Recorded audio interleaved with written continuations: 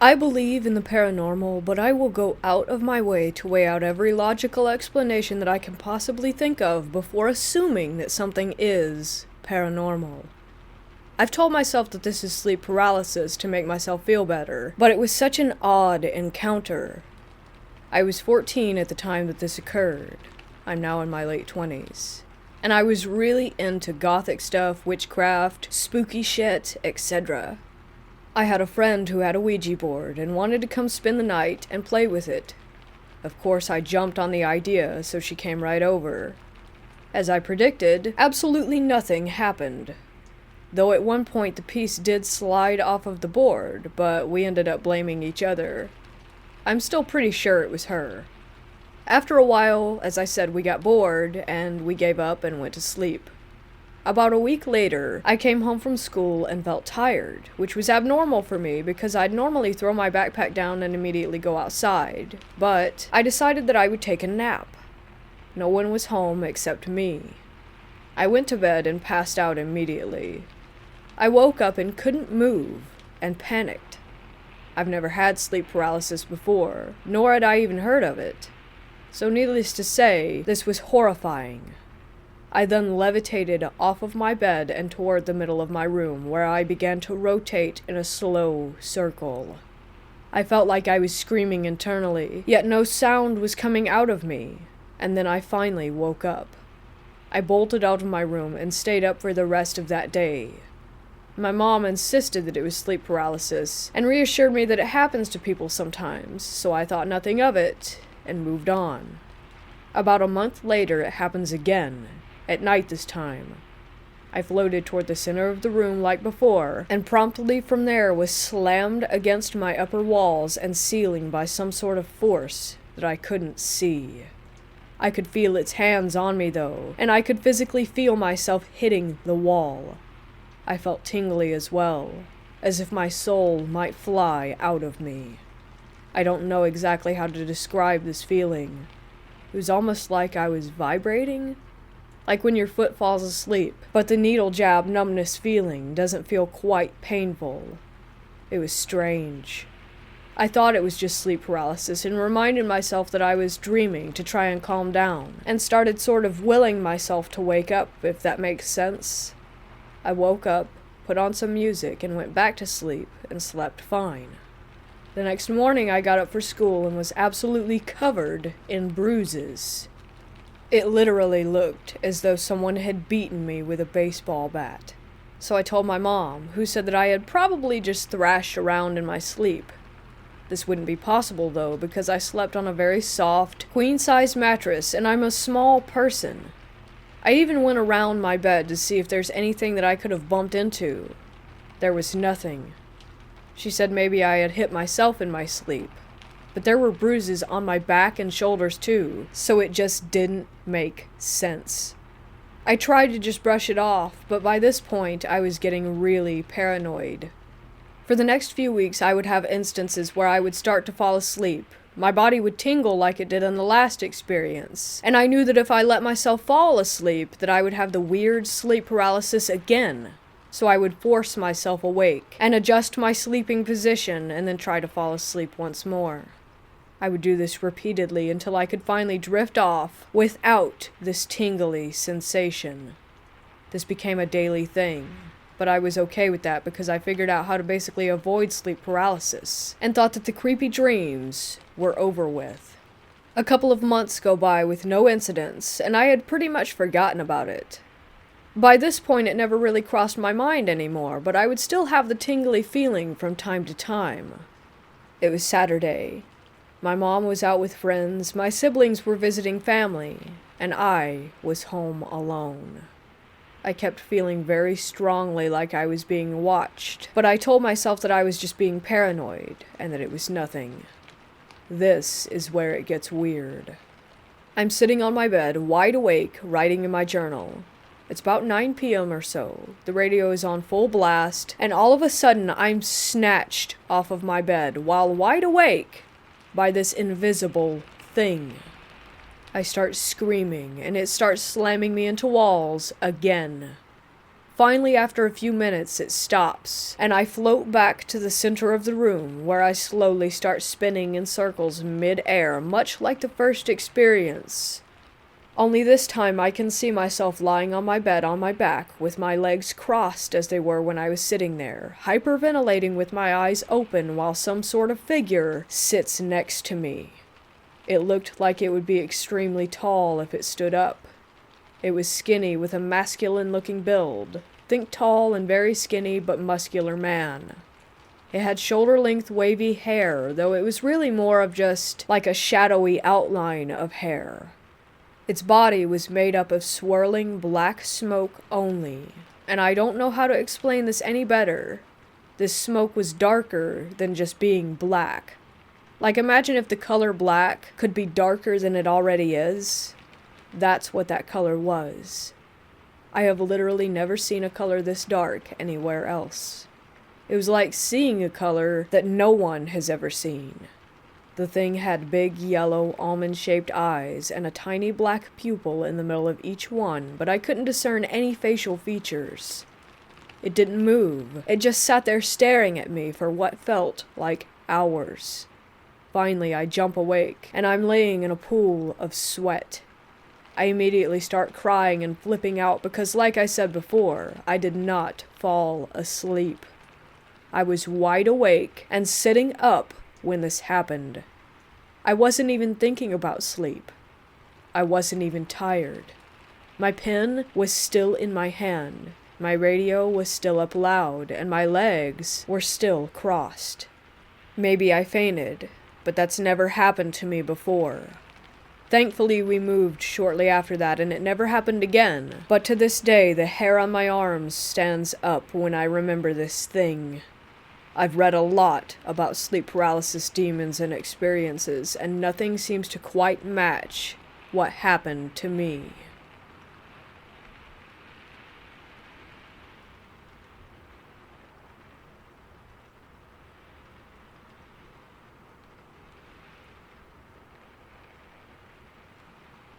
When I was younger, I used to be obsessed with ghosts and all sort of haunting shows. Now, I'd never particularly had a reason to believe that my house was haunted, but one day my brother came home claiming to have found $10 out of nowhere.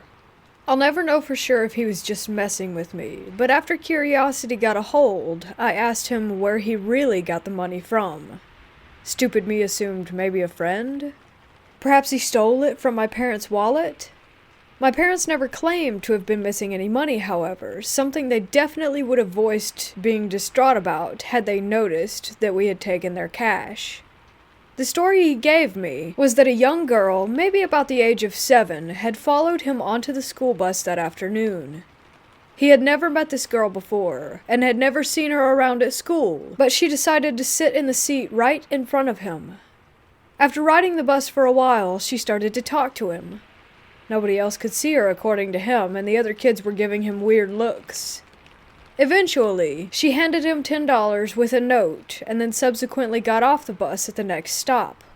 I immediately assumed that he was lying and laughed, of course. I asked him to show me the note, which he promptly retrieved from his room and passed me a tiny piece of paper. A shiver ran down my spine, as the note wasn't in his handwriting. It read, "I'll help you, but only this time," which I believe was in response to the fact that my brother was begging my parents for a Zelda charm bracelet for months, which they refused to buy him. Given that he had $10 now, he could just buy it himself, though. Of course, I was extremely intrigued by this, even if it sounded absurd. I suggested we make a makeshift Ouija board to see if we could contact anyone. So we wrote the alphabet on a piece of paper and grabbed a necklace to hover above the DIY board. My brother was interested too, so he decided it could be fun.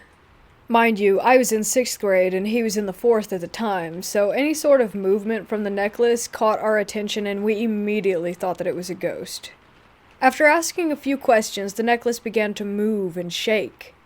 Either my brother was really good at tricking me by slowly sliding the necklace across the board, or it really was something paranormal. We were able to get a name. Kate. After asking dumb things like, "Did you watch me complete the Shadow Temple in Ocarina of Time?" and getting a yes, me and my brother decided to stop for the night after starting to get creeped out. We never said goodbye before ending. Eventually, playing with the board would be a daily occurrence. We thought we'd made a friend, and truly believed that someone was talking to us. Me and my brother decided to take things a step further and try to record something. So we both got our tablets, placed them in front of our TV, and hit record. The first thing I asked was, if someone was here, move something in the room. There was nothing. Okay, well, maybe the ghost is shy? We decided to repeat the same question, but this time we said that we would leave the room and give it a minute. We went downstairs for 5 minutes, and when we got back up, our tablets had both fallen to the floor and stopped recording. Coincidence? I mean, things fall, especially when you're not careful at placing them. So we brushed it off. In December of 6th grade, though, things got really weird. I had started hearing voices in my head, claiming that they were the ghost I was talking to while playing the Ouija board. I got so scared one night that I had grabbed the Bible that one of my religious friends had gifted me, and would sleep with it. Eventually, I told my mom that there was a ghost telling me scary things. I won't get into detail, as some of it was a little graphic. She and my dad argued for a while about whether or not I was schizophrenic, and if I should see a therapist. So, out of fear, I never told them that I was hearing voices again, but I would space out often, talking and having conversations with this thing that I believed to be a ghost.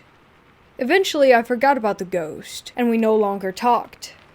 I will never know what that voice was, if I was genuinely insane, or if they were just intrusive thoughts. I was just glad for it finally to have stopped. Nothing necessarily paranormal has happened to me since, besides my TV turning on randomly in the middle of the night, or feeling that someone was pushing my legs with some sort of unknown force every once in a while. I sum it up to just be my imagination playing tricks on me now, but I do still have this looming feeling that ever since I've played with that Ouija board, I have some sort of spirit attached to me, following me. Not a bad one, but just a constant presence.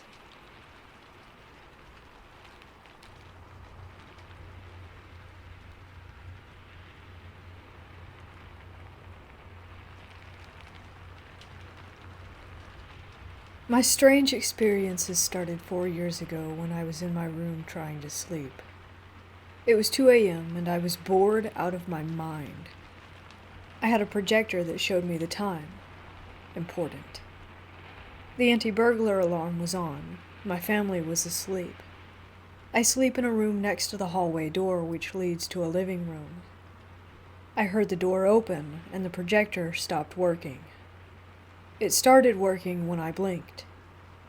The day after that, it was around 2 a.m. again.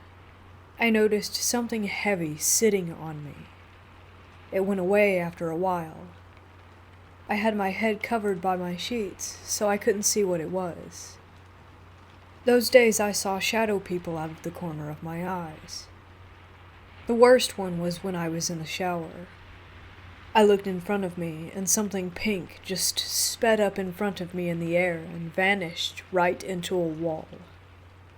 The happenings just went away after that, for a while. In the summer of 2017, I was sitting on my bed after lunch. I noticed the air around me felt thick and heavy, and I said, "Something bad will happen." It was August 17th, 2017, the day of the Barcelona terrorist attack. It was around 1500 hours when I said it. For some reason, those 2 hours until it happened felt like seconds. 2019. I'm back from my trip to Norway. I was taking a photo of a book that I had bought there when I saw a black orb while I was aiming at the book. I thought it was a sock. The ball vanished when I took the photo. A bit before going on my trip, I had been practicing soft combat with a few friends when part of the cardboard shovel I was hitting a friend with just vanished. No one else noticed. I had some more experiences with vanishing headphones and chargers, but nothing else. My most recent experience started a month ago, the day when high schools in Spain had to close because of the coronavirus.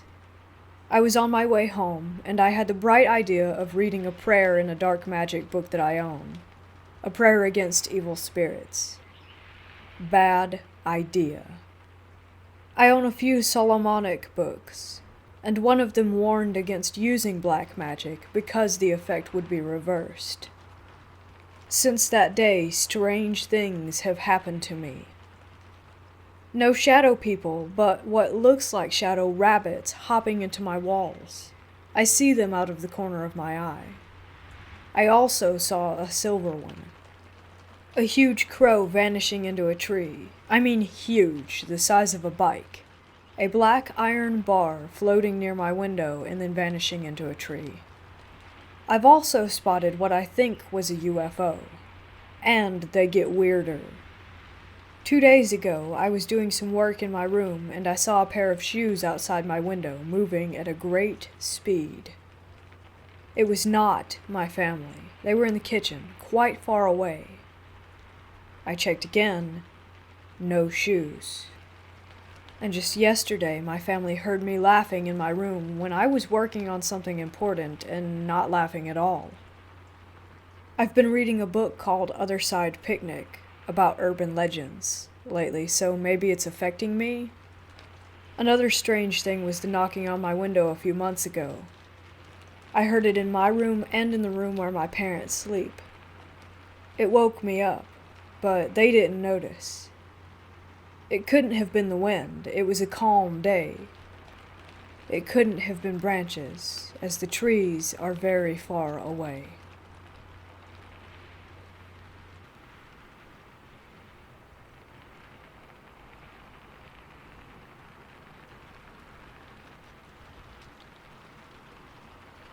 Whilst I've always been skeptical and evidence-based, I've never been able to shake this experience. My mother and her sisters have all had what may be termed as paranormal experiences, but without my personal experience, I had only thought of them as intriguing stories. As I take after my mom, though, I'm male. It's possible that they may have a perception which I share. This might be relevant later.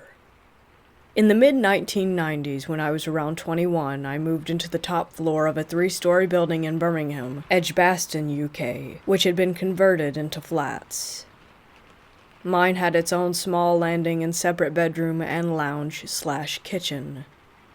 I also had 2 kittens, who play their own role in this.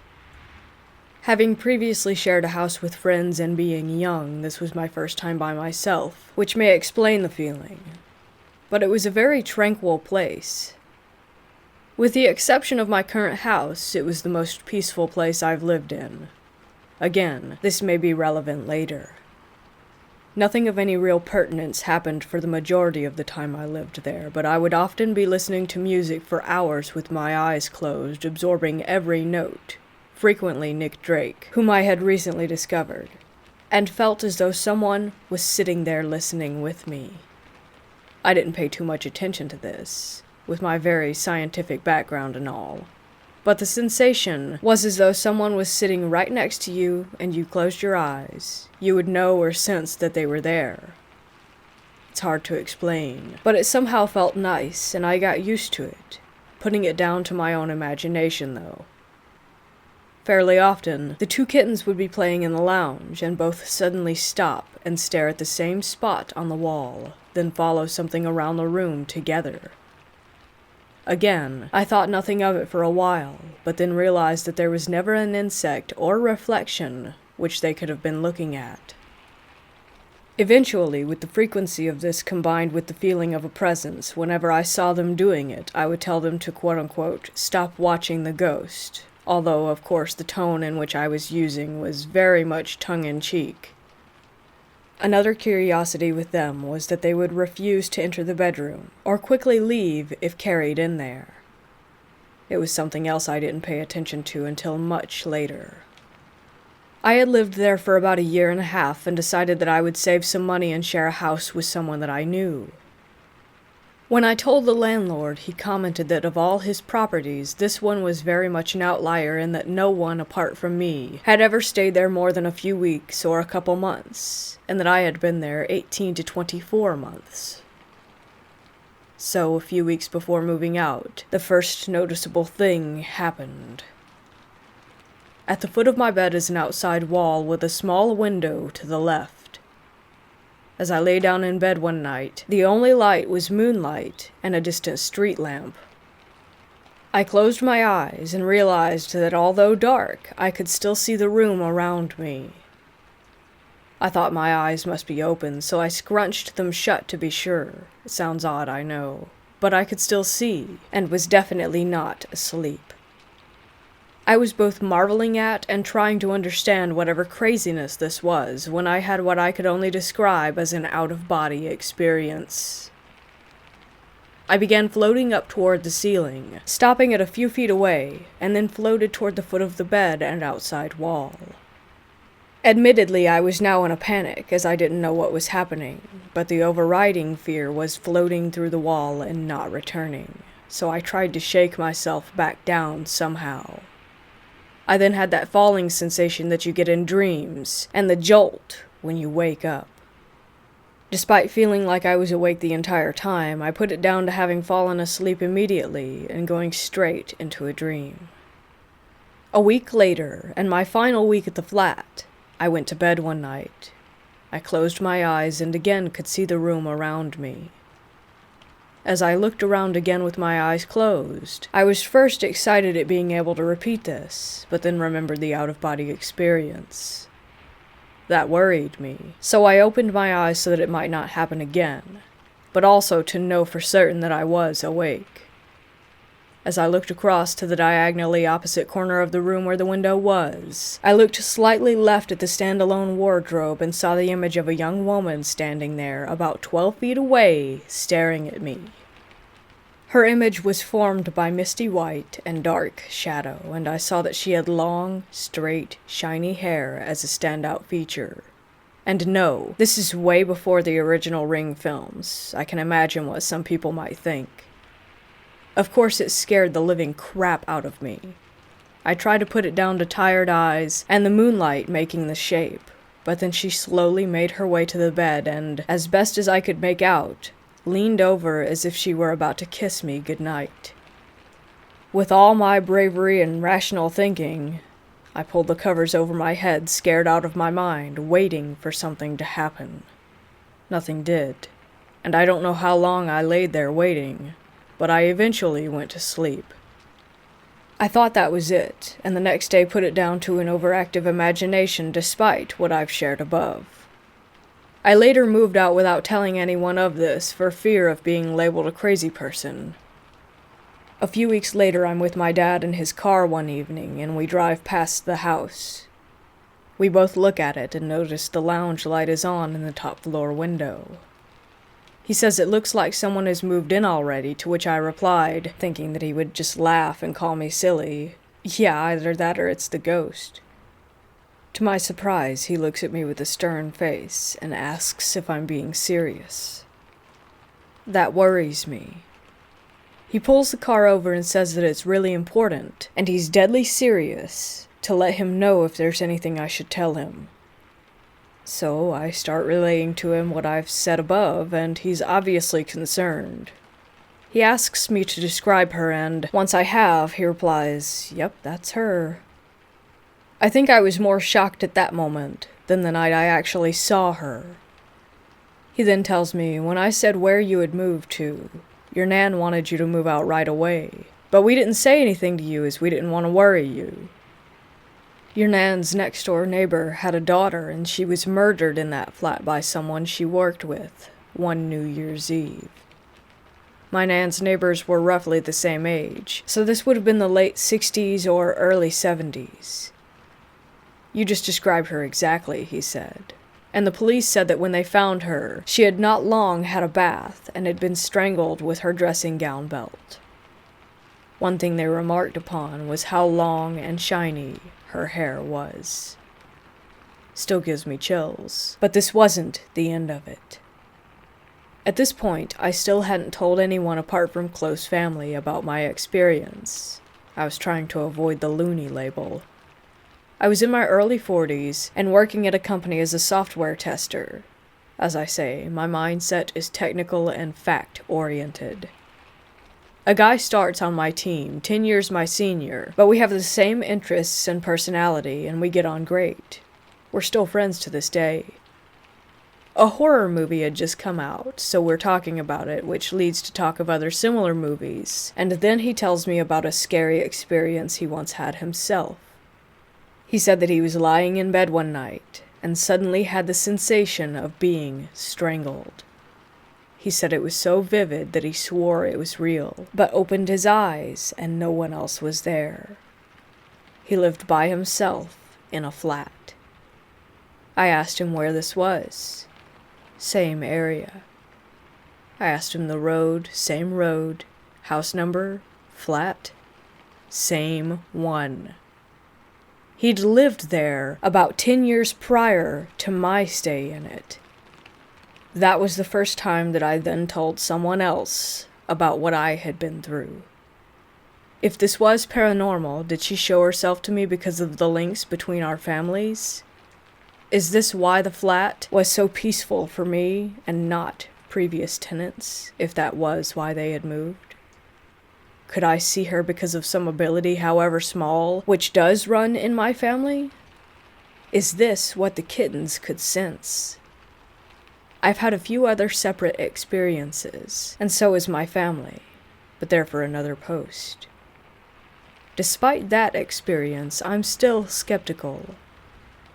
There are so many questions that I just can't wrap my head around. For example, how would a spirit have conscious thought or action? How do clothes become part of an apparition? Why do we have little, if any, hard evidence? At the same time, I have no other explanation for what happened other than it was a lot of weird coincidences. I understand that to many this is just someone else's story, but at the same time, there is still an unthinkable amount of secrets to the universe that humanity has yet to unlock.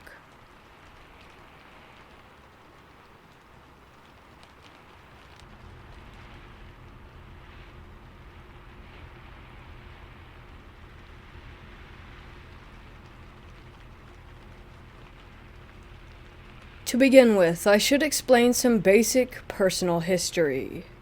Real names will not be revealed, obviously.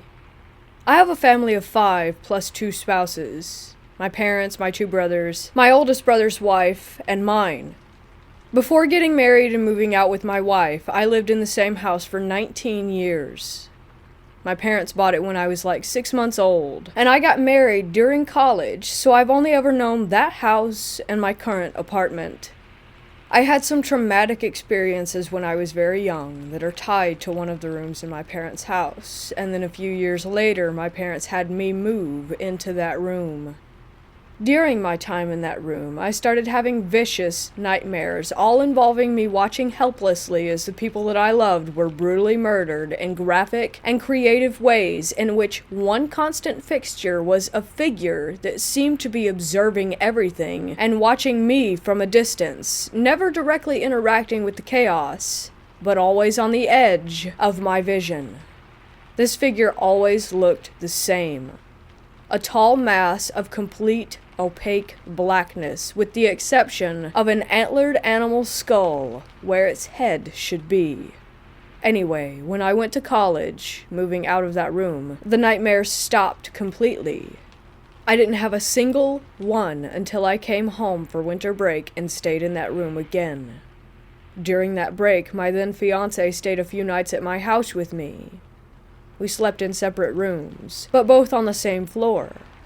During the night, she texted me that she was having a panic attack and that she thought she was seeing a figure. When I asked what it looked like, she described the figure from my dreams exactly, and I told her to start reading Psalms in the hopes that it might help. She immediately felt better. Not sure if it was because of the scripture itself or if it was just a placebo, but I am a firm Christian, so I believe that it helped. We talked for a while about it before deciding to keep an eye out for more spooky shit. That night, I had the worst nightmare of my life. The next morning, I felt numb and out of commission, and I didn't fully recover until the next day.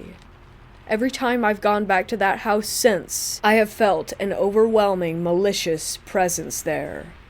It has the effect of weighing down on everything. It kind of feels like cotton in your ears, and making everything feel super depressing. Recently, there was another development. My grandfather passed away this last semester, and my grandmother moved into the house with my parents. She's a troubled person, and she brought a lot of toxicity and conflict to the home.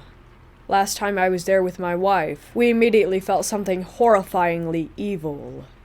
I've always had a sensitivity to spiritual things, and it was like nothing that I have felt before. I think that it was feeding off of the conflict in the house and making things worse. My cat, who we had brought with us, immediately slipped into what looked like a super depressive state. She wouldn't play or do anything, no matter how hard we tried. The kicker was the time that I decided to try something. I walked into my old room, the one tied to my traumatic experiences, and tried to feel for any sort of extra bad energy. It was tangible. My mom and I had repainted that room the last time I was down there, and it felt very cathartic, but the power was still ever present. On an instinct, I touched a wall in the room and immediately had violent visions reliving my trauma, except the spirit was there, watching and seemingly gloating. It felt like it was trying to rub what had happened in my face like a "look what I'm capable of" sort of thing. My wife told me that I went white as a sheet and began shaking and crying, but I don't remember it. It behooves me here to add that I have seen several therapists about my traumatic experience. I don't think it was a PTSD flashback, as I've mostly worked through everything and am pretty mentally stable now. I'm relatively certain that the presence in my childhood home is evil, even demonic. I've talked to my mom, and I get the sense that she doesn't really believe me, but my wife and I are pretty certain of it.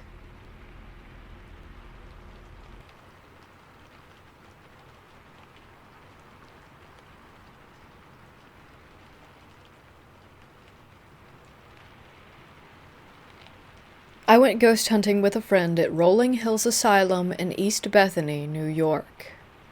The whole operation of ghost hunting at this place is actually pretty interesting.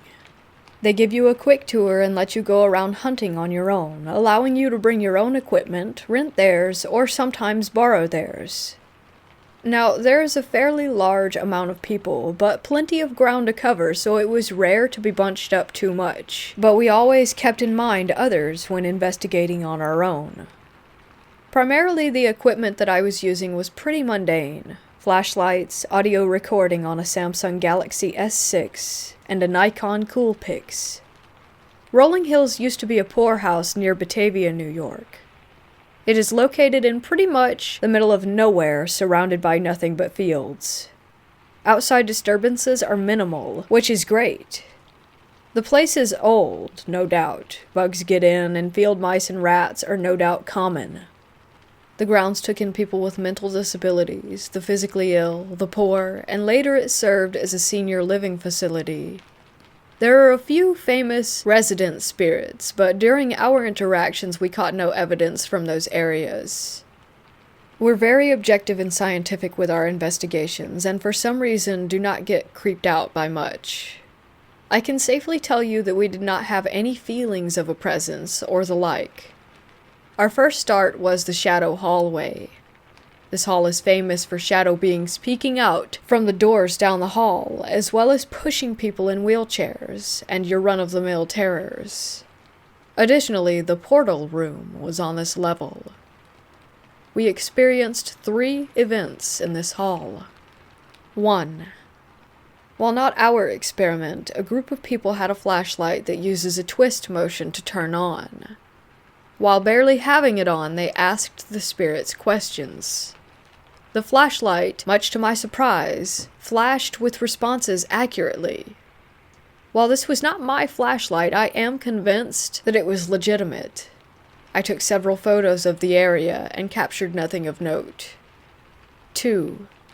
A loud bang came from a bathroom nearby. My friend and I immediately went inside to investigate, taking photos. While we caught nothing, others nearby said that they had heard a bang from that room as well earlier.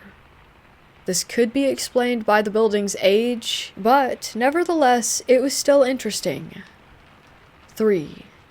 We thought we heard footsteps coming down the hall, but we did not record any sounds on the audio device, so I cannot say that this was 100% legitimate. The next location that we experienced an event in was a small building attached via tunnel to the main building. My friend, who is extremely skeptical, always brings this situation up when talking about the experience. We were standing in the building right in the middle. They say that there was a boy who liked to hear songs. So, as I was about to chime in my best pirate shanty, don't ask, we heard a knock on a large wooden door behind us. Okay, I know that you're probably thinking that someone was on the other side of that door. Well, that door is out in the field, and we were extremely quiet in that room. There was no window for someone in the next room to look through. The door was a large, sliding wooden door that was sealed. He thinks it was the best experience there. Shortly after the door knock, something made a noise almost like an object falling on the opposite side of the room. While my friend investigated the door, I investigated the noises across the room. There were no people anywhere near us at that time, but something could have fallen. The rest of the building was fairly tame, and I enjoyed the experience. I may go sometime again, but next time shell out the cash to make it a private event. I am far too worried about individuals ruining evidence, or worse, causing false positives.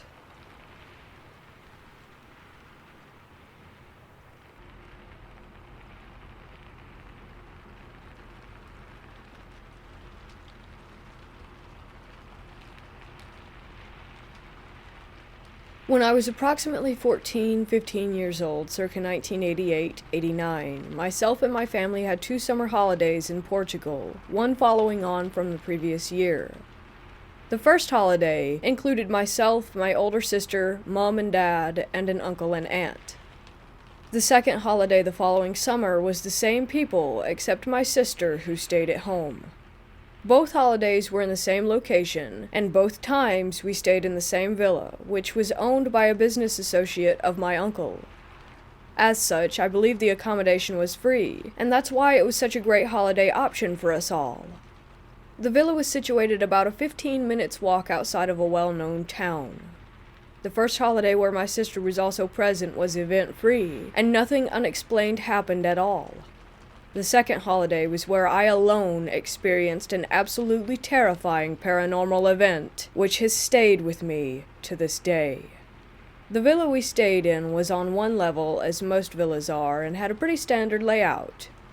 The main door at the front led straight into a kitchen, and that led into the main lounge area.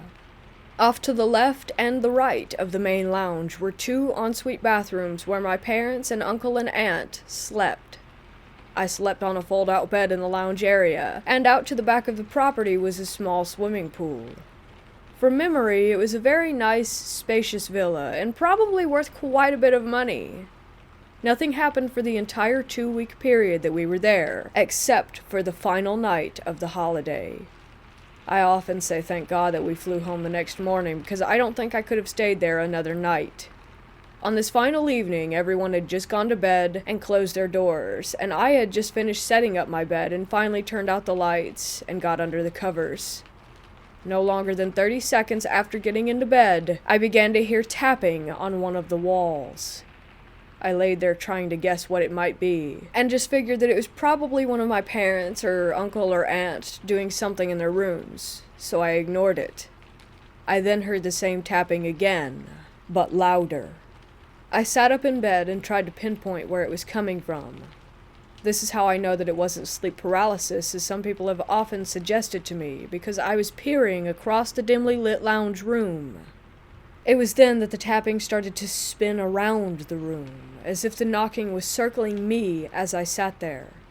This was naturally pretty unnerving, and I struggled to rationalize what was taking place.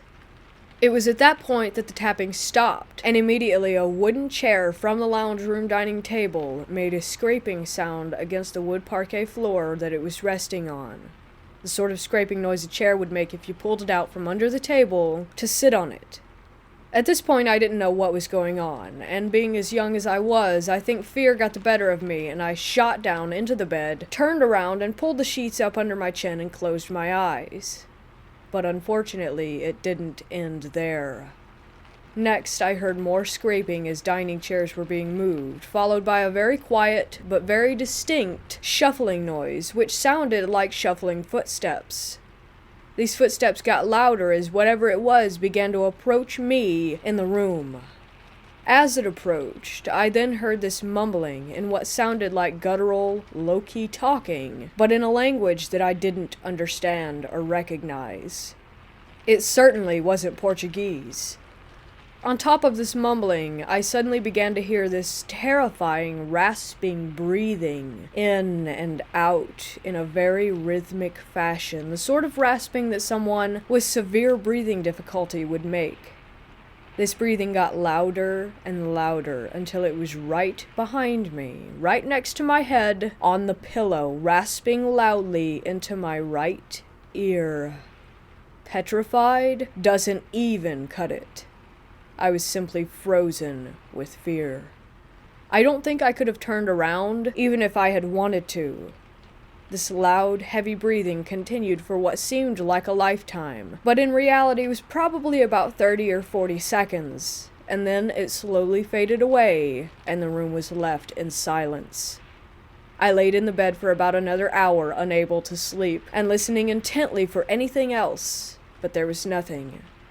Eventually I fell asleep, probably through nervous exhaustion, and when I next woke up it was 6 a.m. and daylight filled the room, and I recall the sheer feeling of relief. The first thing I did was get up and looked at the dining table area, and sure enough, 2 chairs had been moved away from their normal resting positions. And not just by a small amount, but significantly so. I also checked the rest of the communal areas in the villa to see if any doors or windows had been left open, but there was nothing. When my family got up, I told them all about what had happened, and unfortunately I was met with mainly skepticism, which I found a little upsetting at the time. To be honest, I think the experience affected me to the degree where I probably needed to go get counseling to really process it and to help get over it. But of course nothing like that was available at the time.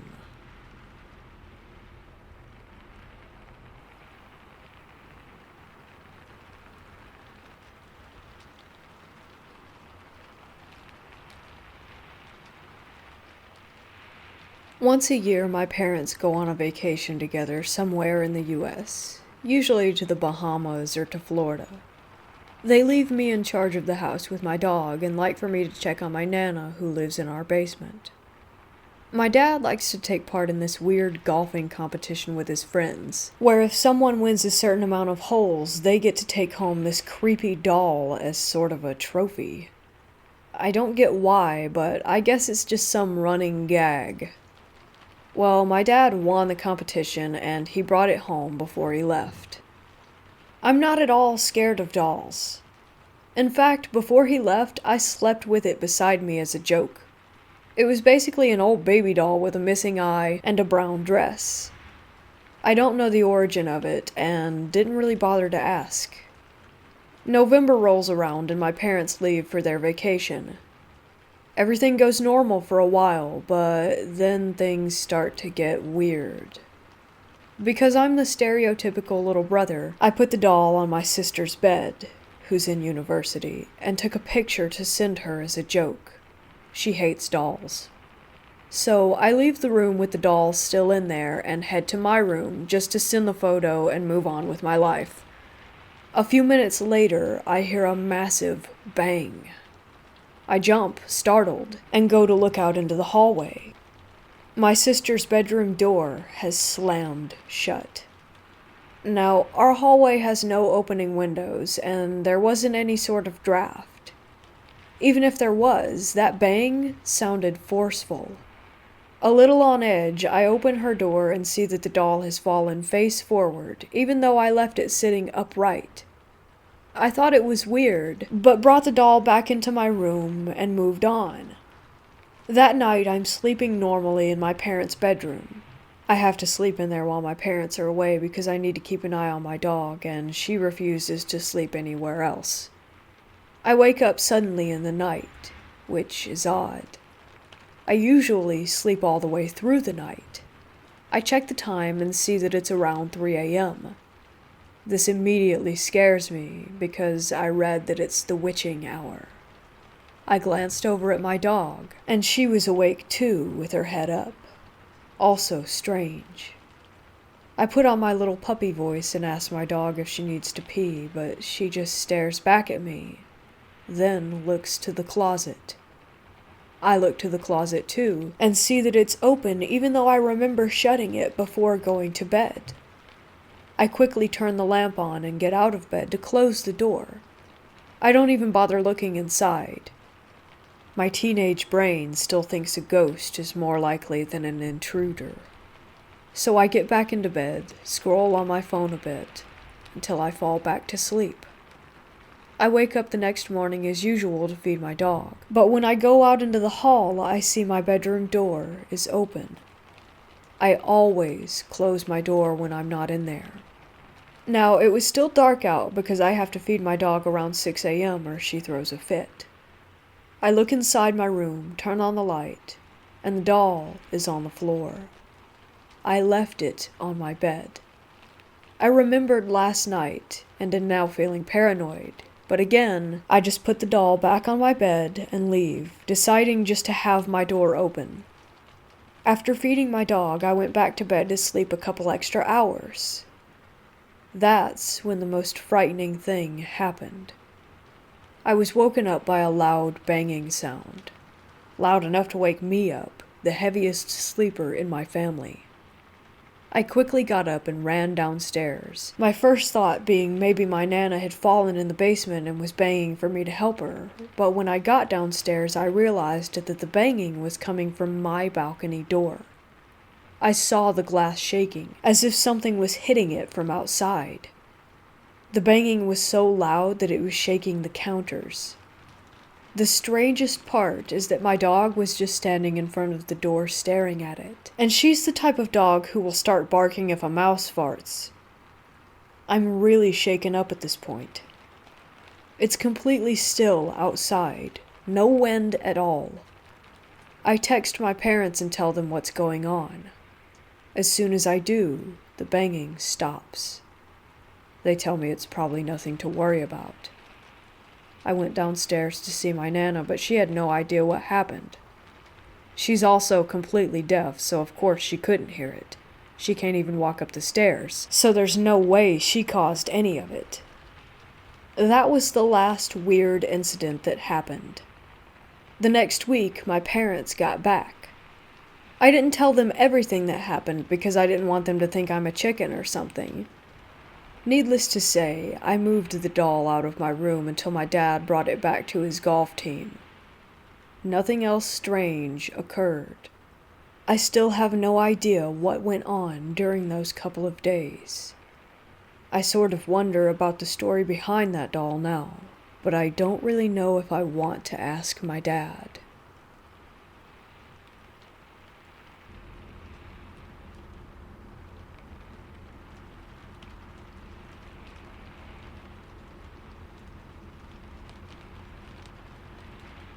In 1996-97, I lived in a fairly old terraced house with a cemetery at the end of a road.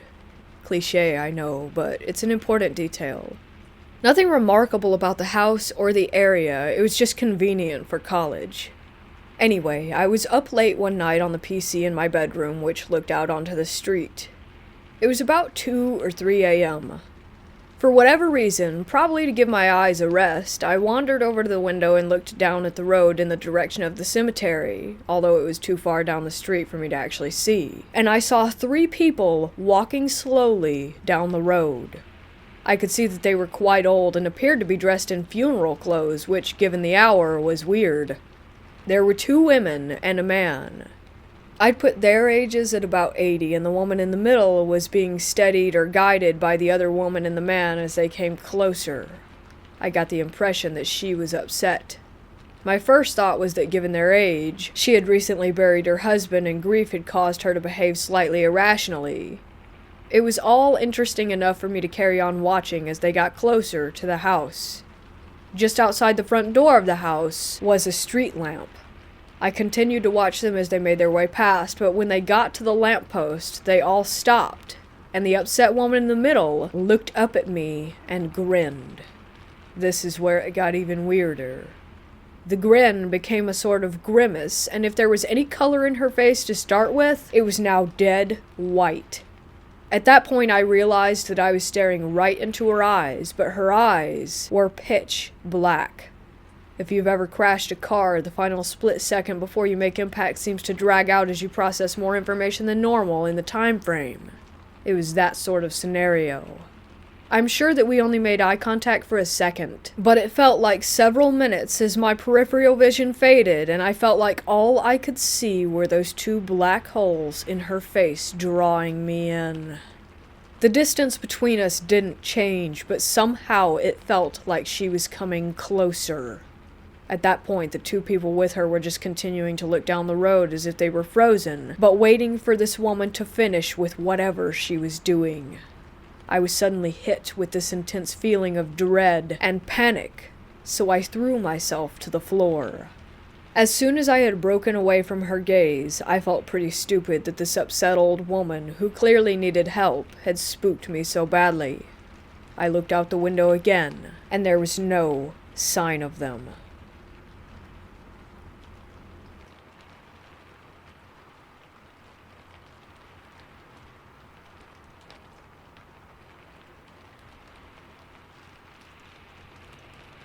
I live in Massachusetts, and there's a location out here called Belchertown State School for the Feeble-Minded. Check it out on Wikipedia and Google some pictures. It's pretty neat stuff. Well, it has a very dark history, with ill treatment of patients including children and reported suicides. Closed in 1992. It was mostly demolished in late 2016 into 2017, but before that, I spent about a year going there on a weekly basis, usually Fridays. I began with a few friends, and then over time, I would go there alone. I spent a lot of time on those grounds to the point where I knew every part of it, inside and out. I even became something of a local legend because I wore a mask when exploring, and if I ran into other groups, they would recognize me from stories. There's a few selfies out there of me with some folks, too. People like taking pictures. Never saw any of those selfies, though, sadly. But there were many nights when I had the whole grounds to myself. Paranormal activity was rampant, and I have some crazy stories. The most obvious and frequent one was the noises. Now, mind you, the whole of the complex was in disrepair. Not only that, but wild animals would sometimes move in and out of the location, so there were a lot of unidentified noises that I could likely attribute to animals. I'm a firm believer in the paranormal, but I do try to approach all things as a skeptic before jumping to potential conclusions. A few things I absolutely could not explain. One was the X door. There was one door in the hospital, on the 3rd floor, right wing, second door into the floor, on the left. It was beside what once was a bathroom. This door led to a hall containing several empty rooms, and I could not determine what these rooms might have been. They didn't look like cells, more like office or storage spaces. I'm a pretty stocky 6-foot dude, and I had to lean into this door. I call it the X door because it was the only door in the whole facility marked with a spray-painted orange X on it. Imaginative name, I know. This door was a highlight for my personal trips as well as when I went with groups.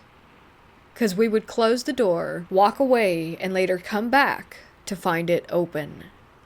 It's possible that some animal managed to open it, as unlikely as that is. What was more unlikely were the times we left it open, and when we came back about 10 minutes later, it was closed. I tried when alone to sit and watch the door, but nothing happened. I tried to replicate potential causes, but there was zero airflow in this wing due to heavy doors on all the other sides, and honestly, if an animal did get in, it could not have been bigger than a rat due to there being so little open space to move in this particular segment. I could never explain the X door, but it's always a good stun when I bring a group back up to that floor, and we would find the door had shifted. Another experience was one time when I was bringing 2 of my friends out there. It was their first trip to the grounds. We made it in past the fence and to the outside of the asylum. They didn't want to go in, already getting spooked. I encouraged them to try it. It had some cool stuff to see after all. Then we all 3 at the same time heard what sounded like screaming, laughter, and talking all at once. I heard more laughter, but my friends said that the screaming was most prominent. Now, it could have been another group inside the hospital building, but here's the thing. I have been on the grounds when another group is talking or laughing or screaming inside. You can pinpoint exactly where it goes down. There was lots of broken windows and open walls, so it was pretty damn easy to lock down any sound and where it was coming from. But this sound came from the building. That's the only way I can explain it. Like the whole building at once just let loose a scream of trapped noises. I'm a gutsy bloke, but I got chills. We left after that to the begging of my friends to flee the grounds. I wish I could have stayed that night. The activity was just getting started, I feel. I would go there weekly and spend about a half hour in several key rooms.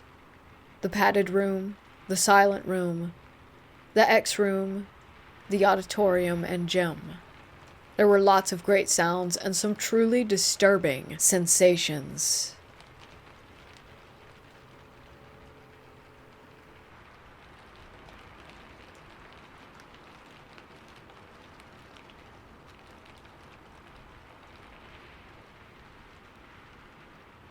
I was a senior in high school, and I always hung out with my sister, who was 5 years older than me, and her friends. That night it was us siblings, her best friend H, who was the same age as my sister, and our friend G, who was about 20 and enlisted in the army. We thought it would be a great idea, since it was close to Halloween, to play with a Ouija board for the first time. We got a Ouija board and decided to turn off all the lights in the house and light a few candles to really set the mood. So we sat on the floor of the living room and started our little game. I was sitting between H and G, across from my sister. It took a while, but we finally got a response when G asked if anyone was there. The planchette slid to yes. We kinda giggled because we thought it was one of us. But then it started spelling out Maman. My sister and I immediately go pale and make eye contact across the board. Our grandmother had passed away next door, about a year prior to this. Before we could ask another question, the planchette spelled out the word love. We still weren't convinced. A little spooked, but not scared. G then asked the board, "How many children do you have?" And the planchette slid to the number 2, which is the correct number of kids that our grandmother had. It's important to know that G and H didn't know very much about our grandmother. They came into our lives after our grandmother had passed, so they never met her. The planchette then spelled out the words, "Roll Tide." Now, we live in Alabama, and my grandmother was the biggest Alabama football fan. She would watch every game. The Alabama football catchphrase is, "Roll Tide." My sister and I immediately begin crying because it just seems so unreal, and then the planchette starts moving again. This time it's sliding around and going to the word goodbye. I ask, "Do you want us to stop playing?" And the planchette quickly slides to yes. My sister doesn't want to stop. She asks, "But why? We want to ask you more questions." And the planchette quickly moves across the board to spell out the word bad. That was more than enough for me. I felt like if this was my mama, and she was telling us to stop playing, maybe we should take her advice and quit while we were ahead. She said bad. Did that mean that something bad would happen? Or that doing that was bad with the Ouija board? I don't want to find out. But after trying to convince my sister and friends, it did no good. The planchette keeps circling the board and going back to goodbye over and over again. Finally, everyone says goodbye because it's clear that nothing else was going to be discussed. But then, for some reason, I was talked into participating again. This time when something answered us back, the planchette moved across the board even faster. But it was between two letters only. Z-O-Z-O-Z-O. And that's all it would say. I don't know what the others felt, because we really didn't talk about it much. But to me, it felt like the room became colder. It was then unanimous that we did decide to say goodbye. We were shaking. Whatever we had just spoken to didn't feel right. My sister and I decided to sleep in the same bed. I remember lying in bed and being huddled together and just looking around the room. Every sound made me jump. I swear, I could see dark humanoid figures all around. Maybe it was paranoia, but I definitely did not sleep at all that night. I kept thinking about how Mama or whatever was imitating her had said bad, like it was a warning. My sister ended up getting rid of the board shortly after. I'm not sure what she did with it. I know her and some other friends tried to play with it again in a very old graveyard near our house with graves that dated back to the 1800s. While they were playing, they heard what sounded like footsteps in the woods around the graveyard, and what sounded like scraping on one of the headstones. I don't plan on touching another Ouija board again.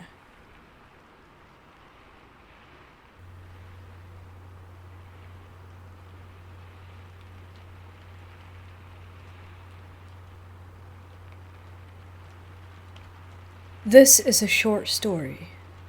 I was maybe 4 or 5 at the time. It was November or October. I'm assuming it was October because that day my dad and I had bought pumpkins for us to carve for the first time, according to my memory. Before we began carving, my uncle and I were in the backyard. My sister and one of my cousins were playing in a pile of leaves beside me next to a tall green pine tree, and my uncle went inside to grab a frisbee for us to catch, and a camera to take a picture of us playing in the leaves.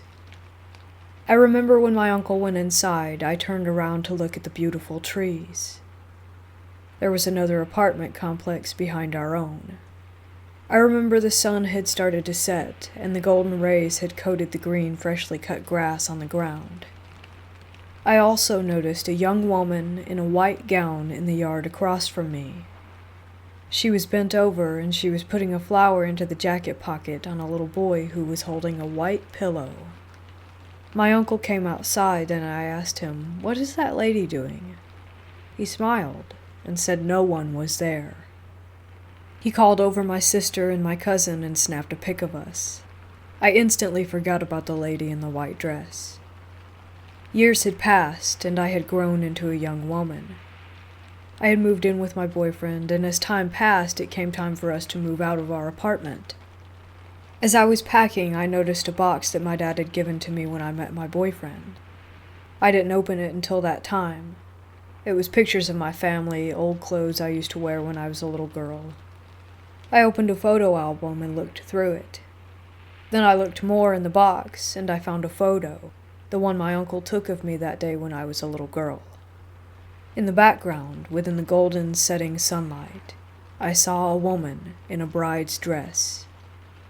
I saw her features and her outline in the sunlight, but only in the sunlight. She looked happy, and she was bent down with both of her hands together holding something. The rest of her body didn't show up. I took the photo with me and visited my uncle, and as we sat down I pulled out the photo and looked at it for a second. I wondered if he would even remember. I then mustered the courage to ask him if he recalled that day. He faintly did, and I showed him the photo, and he smiled, remembering the days when we were all just little innocent kids. I pointed at the sunlight and asked, "Do you see it too?" He looked closer and said, "The woman?" I said, "Yeah. Do you remember when I was a kid and I asked you about the woman in the white dress, and you said that no one was there?" He replied, "Oh yeah, I see it. It must be a ghost." Anyway, that was my little short story.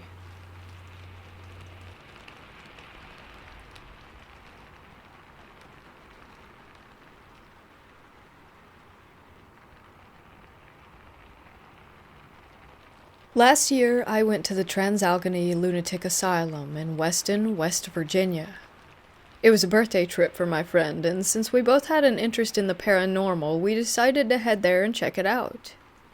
If you're a paranormal enthusiast, you should know that this place is supposedly haunted. Looking into the brief history of the place, deaths, suicides, housing for Civil War patients, housing for tuberculosis patients, and medical patients, you would definitely expect some ghosts are not at rest. It was cold and dark as it was November at around 5 p.m. or so. We made it for the last historic tour of the West Wing and the Civil War Wing.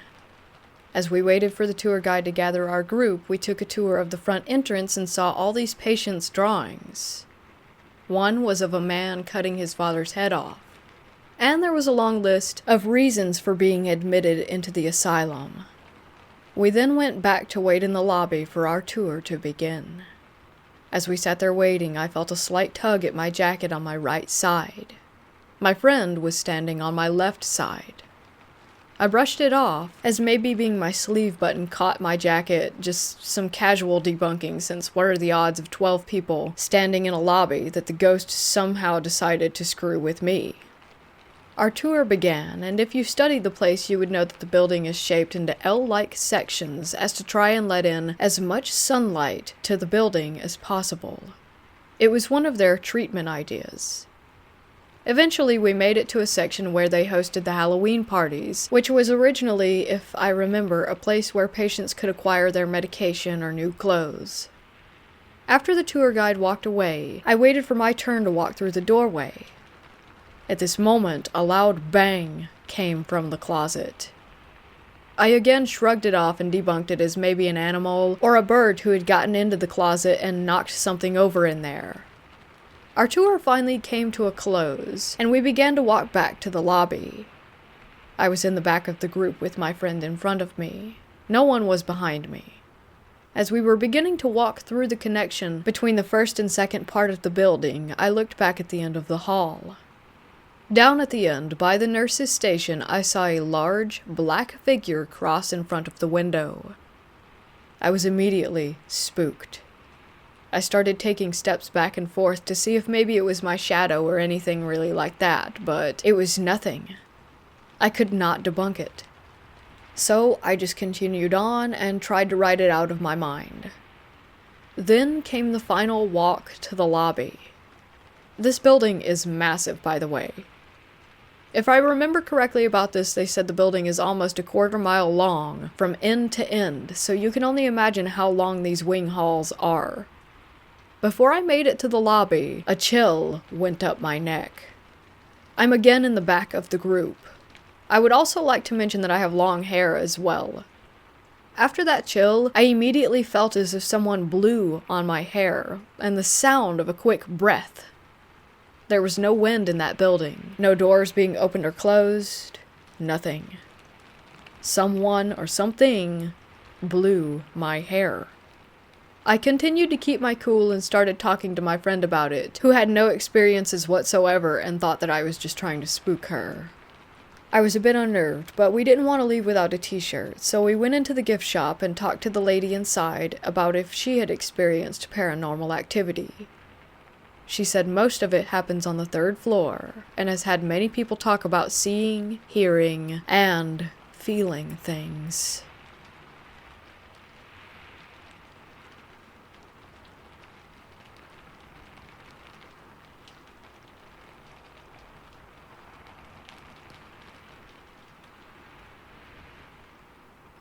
This experience I had dates back to the second house that I lived in.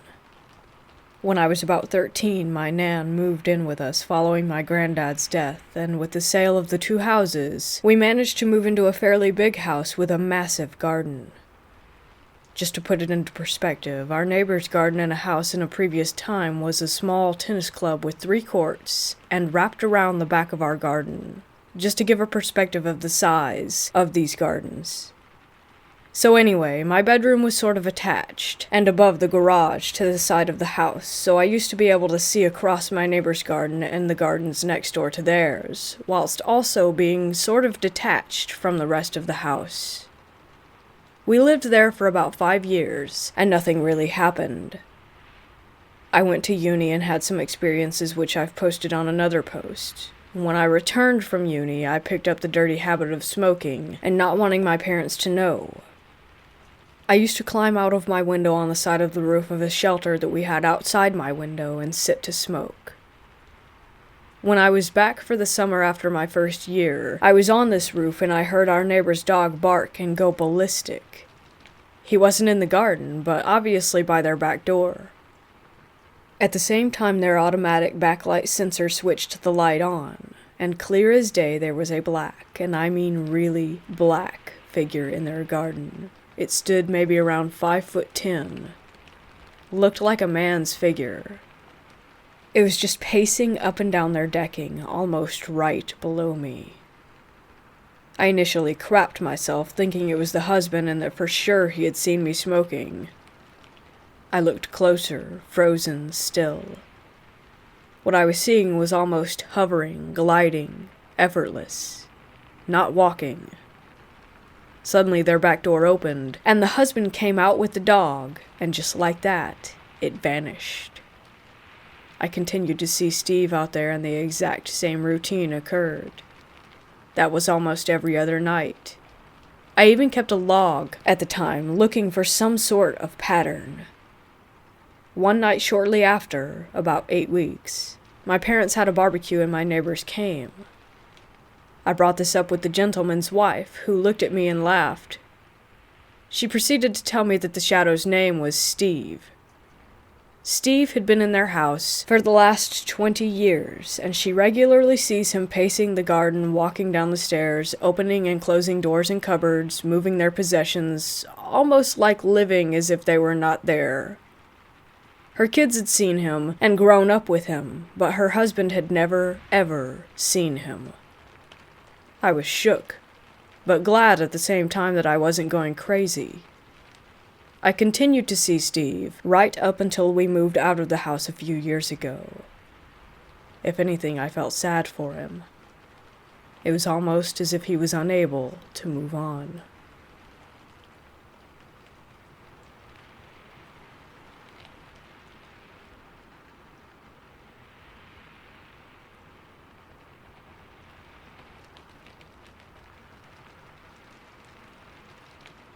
Just for backstory, I'm an 18-year-old college student, but I live at home with my mom and my younger sisters, who live at my dad's half of the time, because my university is in my city. We also have our dog Kiefer and our cat Boots. My cat, Princess, died of a severe fungal infection about a month ago, and I feel like some of this might be tied to her passing. A little over 2 weeks ago, I hung out with my friend Z for the first time since the COVID situation, due to the fact that we went to the same university and once it had shut down, he moved about an hour or so south of my city to live with his girlfriend since he couldn't live in the dorms. Z and his girlfriend picked me up and took me to their apartment, talking about how they've been to an abandoned asylum a few times over the past couple months. They lived with his girlfriend's older brother, who has issues of his own, both drug-related and just general anger issues. A notable moment that they mentioned to me as they were taking me to their apartment was that one of the times the three of them went there together, her brother acted very strangely. He sat in one of the chairs that was left behind, his eyes rolled back into his head, and he was knocking glass out with his elbows and getting deep cuts, but didn't seem fazed. His anger also apparently peaked, and he was threatening to cut Z and his girlfriend if they didn't leave. As they left, they saw shadows moving everywhere, and her brother was talking to himself. Over the passing days, her brother would talk about demons and would yell about wanting to go back there. He broke into the room Z and his girlfriend slept in when it was locked. He was dragging a knife along the walls, growling, and would scream about these demons. When Z was telling me this, I could tell he was being serious. He looked scared to even tell the story. When they went back, her brother was screaming and sat back in the chair and muttered to himself, and after that everything went back to normal. He stopped talking about the demons, they stopped seeing shadow people, and the bizarre behavior ceased. This could have been tied to the drugs that he was on, but they felt the need to say this because they were also seeing shadows, and they were not high. When we got to their apartment, there were other friends of theirs, as well as her brother, inside. I didn't recognize any of them, so I sat and made small talk with all of them, and the atmosphere was generally calm aside from the blasting rock music and a couple of guys playing GTA V on high volume. A little while after I get there and we're all talking, one of the boys asked when we were going to the asylum. Her brother, who I guess we'll call M from now on, said that we were leaving around 11 p.m. since it was an hour-long drive to get there. We had a few hours of time to kill, so someone came and brought us McDonald's, and we talked and stuff until we had to leave in 2 cars due to us having a group of 9 people total. Z drove the car that I was in, and his girlfriend C drove in the car ahead of us.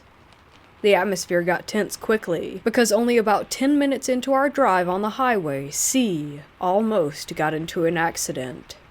We watched her speed up to pass a semi, and she had hit a bunch of cones, and we couldn't find her car, which had a total of 5 people in it, for about 20 minutes, which was strange, because there were hardly any cars on the road at this time of night, and the car was easy to identify from the back lights alone. Eventually, we park across the street from this large field where the asylum would be. C told us that the near miss was because of the semi. It was either speeding up or slowing down really quick, so she sped up. She was in an anxious mood after that. We walked through this large field for 10 minutes, with Z explaining that there are multiple buildings, but one of them got demolished and a couple of others had asbestos, so there were only a couple that were safe to go in. He told us it was closed down in 2003 because the patients were being mistreated or something like that. I don't remember everything that happened because my adrenaline was insane that night. We get to a building that almost looks like the outside was for transport vehicles. C refused to go in because she was anxious, so she stayed outside with Z. It ended up being me and a group of people that I didn't really know just exploring this building. The graffiti eased my anxiety a bit, but it was still eerie as we went through. Water was everywhere from leaks. There was broken glass all over the place. Computers were broken. We found clothes in old lockers, and we even found a pile of what looked like animal bones. I was partially scared because of the atmosphere, but also because I've heard of the things that M did there. After about 30 minutes or so, we left, and C and Z were not there. We had called their phones, screamed their names, looked all around this huge field, and we couldn't find them. About 15 minutes into our search, we heard the most terrifying shriek. I can't even properly describe it because it was something that I have never heard before in my life. It sounded like whoever screamed must have been in pain. It was loud and it echoed, and we all just ran, trying to figure out who it came from. We were scared that it had come from C. At this point, it's past 1 a.m. We're terrified. They're still not answering their phones, and we were terrified that we were about to have to call 911. Then we heard someone from our group say that they had found them. We ran, and they looked confused. We were all trying to explain that we were yelling for them and calling them, but they didn't hear us, and their phones didn't ring. We also told them about the scream, but they didn't hear that either. They told us that they were just in another building, and were looking for us, too. I spent the car ride on the way back to the apartment trying to explain the scream to him, because he was acting like he thought we were just joking. I think he believes now, though, because now it was just us talking about it, not a bunch of people at once. The next day I'm back at my own home, and things are pretty well back to normal. The only bruise that I had was from Z's teething puppy. Over the next few days, more and more bruises were appearing everywhere on my body, the oddest one being in the shape of a V on my forearm. I have never had that happen before, especially because it was so large that it nearly wrapped around my arm, and it was a perfect V. The other bruises were just all over my legs and arms, and are still appearing to this day. Last week, as I was settling in to go to bed, I was cuddling Boots and watching TV when I heard what sounded like a cat screaming from upstairs. I was on the couch downstairs.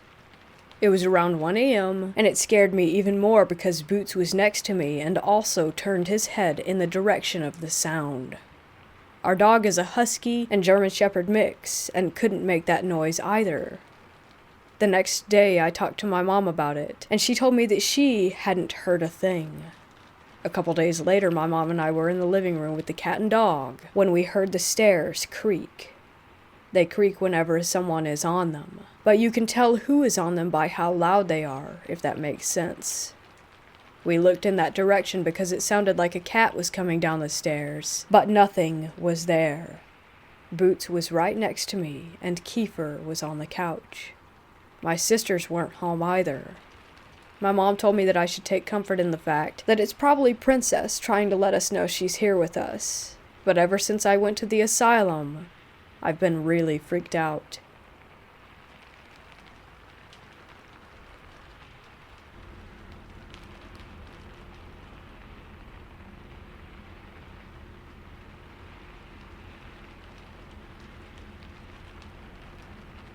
When I was 13, I fell in love with a guy who said that he was 17. His family was from Haiti. I was a tomboy back then, so I was just excited to have somebody, anybody, like me. We started a romance. I was with him until about 16. He always snuck me around, and I obviously hid him as well. My mom would kill me if she knew that I had a boyfriend at that age. I would cut school and sneak into his house to, well, you know. His grandma, who he lived with, always creeped me out. She was indigenous and wore long, African-looking dresses and hated me. She saw me a few times and would outwardly show, disgust. I never understood why. Fast forward. I was 16. My boyfriend was acting weird. I got suspicious when I received some prank phone calls. I asked to see his phone logs. Long story short, I called some weird numbers and found out that he was having relations with 12 to 13-year-olds. Still, even though he was with me. I was so angry at this point. He was 20-ish. So I went to the police. I don't know why. I just did. They looked him up and down and told me that he wasn't 20. He was actually 27 and had had former charges for statutory rape. They asked me to tell them where he worked. Turns out, he was a pedophile the entire time. No wonder his grandma was disgusted at me. I looked like a child, and she knew his age. He was arrested, and I was asked to testify. This is where the scary stuff happens, by the way, if you've made it this far. 1 week before testifying, I was sleeping in my bed. I had a full-sized bed against the wall. This is important because on the other side of that wall was my mom's room. As a child, I would knock on the wall when I got scared, and she would come and rescue me. That night, I was on my back when I woke up with sleep paralysis. I couldn't move. I knew because I frantically tried to reach for the wall and couldn't. My limbs felt abnormally heavy and wouldn't budge. I felt serious pressure on my chest, although there was nothing on it. And then I saw it. On my left, standing or kneeling next to me, was what I would call or only describe as a demon. He didn't give me a violent vibe. What was terrifying is it was ominous. Smug even. He looked male, dark skin, almost like a seaweed green. Texture was bumpy, rigid. I just remember extremely sharp features. Pointy nose, pointy head, pointy chin. Very triangular looking. One thing I absolutely cannot forget is the smile. He has an ear-to-ear grin, a confident and perverted smile. I was terrified, unable to scream, and then I felt it. He shoved his disgusting fingers down my throat. This is where it gets almost perverted. It was a vigorous motion. He enjoyed it. It hurt. I closed my eyes and didn't know what else to do but pray. I'm not even religious, and I just prayed and begged for help. I felt the pressure lift off of my body, and my mouth was suddenly clear. I was too scared to move or open my eyes, so I pretended to continue to sleep and ignored the taste of iron in my mouth. I woke up the next morning absolutely mortified. I couldn't speak. My throat felt as if I had swallowed glass. There was blood on my pillow and in my mouth. I ran to my mom. I tried to voice what had happened. She was scared for me, but told me that it was all a dream. I didn't testify. I was scared to speak, and my throat hurt. I was just so stressed with everything, I wanted nothing to do with anybody. He went to jail anyways, because at that point, it was the state against him, not me. Time passed. I grew terrified to sleep alone. I always felt like the demon was in my room. I never saw him again, but I felt his presence everywhere I went. I would sleep facing the door and pray before bed, always. I would hear it in my dreams, sometimes telling me, "I'm still here," mocking me as I would run down the stairs in my dream and my legs would grow heavy. I would try to get out of my house, and I had to fight my body to move in my dream.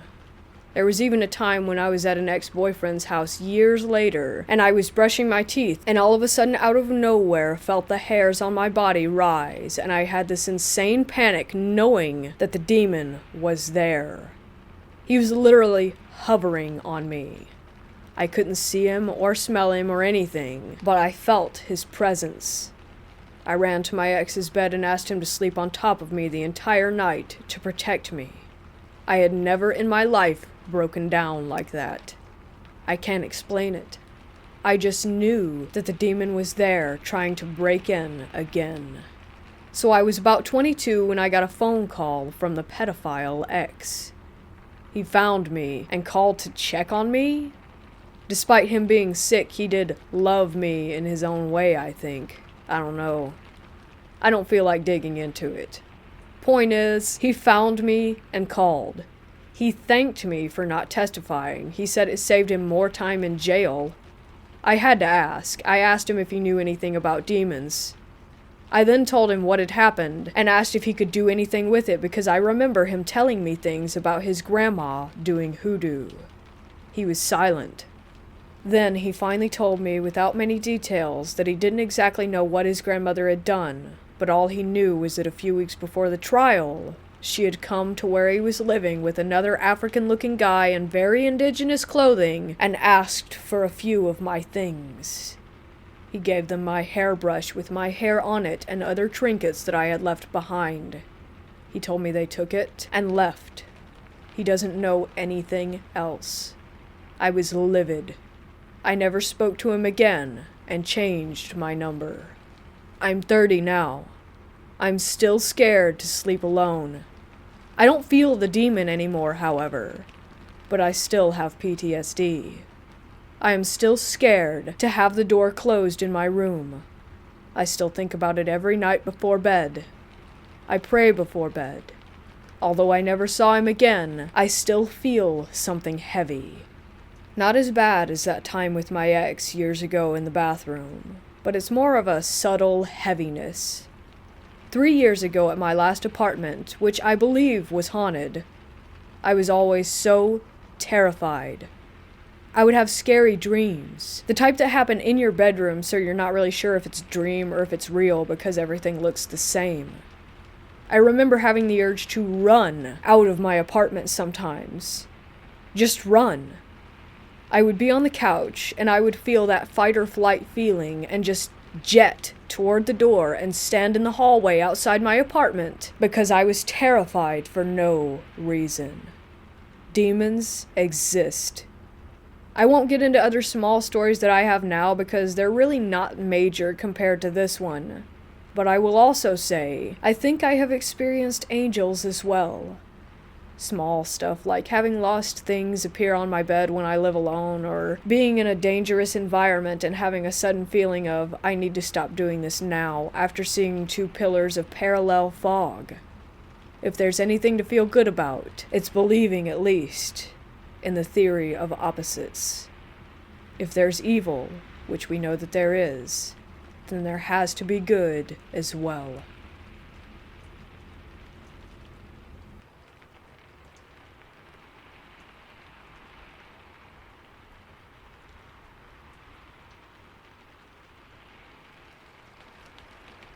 I first discovered the Ouija board when I was 14. A girl was visiting from America, I'm in the UK, and she told us how to talk to ghosts. 8 of us went to her house and made a board with ripped bits of paper and a turned wine glass. 4 of us would put our fingers on the glass, and we would swap someone out every so often. This way we believed that it would eliminate anyone who might be pushing the glass. I'll add here that the finger that had been in the glass always felt cold afterward. Don't know if others have noticed this.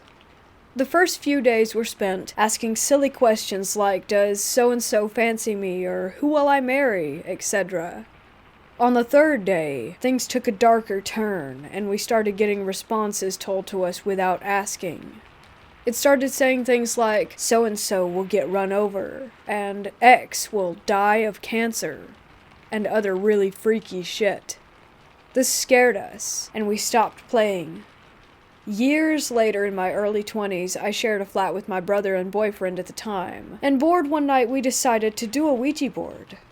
So we made a board, as I had when I was younger, and set to it. It didn't take long for the glass to move, and we asked who it was, where they came from, and how they had died. It told us its name was Bill. He was an old hippie, and he had died from an overdose. Anyhow, things went on for a while, then my boyfriend, who was convinced that we were the ones pushing the glass, said if there's really a ghost here, prove it. I kid you not a second later, the lights went out. At that time, I had one of those old-fashioned meters that you had to put money in, so after my initial shock, I reasoned that I needed to put a coin in the meter, and stood up to do it. But before I got to the door, the lights came back on. Somewhat spooked, I sat back down and me and my brother put our fingers back on the glass. My boyfriend point-blank refused. The glass then spelled out, "Chilly trick, hey." After that, it kept going in circles and moving toward me, so I decided that enough was enough and said goodbye. A few years ago, after Facebook started and I got back in touch with my old school friends, I heard that one of them had died of cancer in his late teens. Not sure about the other prophecy, but I know that I'll never do a Ouija board again, and I firmly believe that we do tap into forces beyond our 5 senses.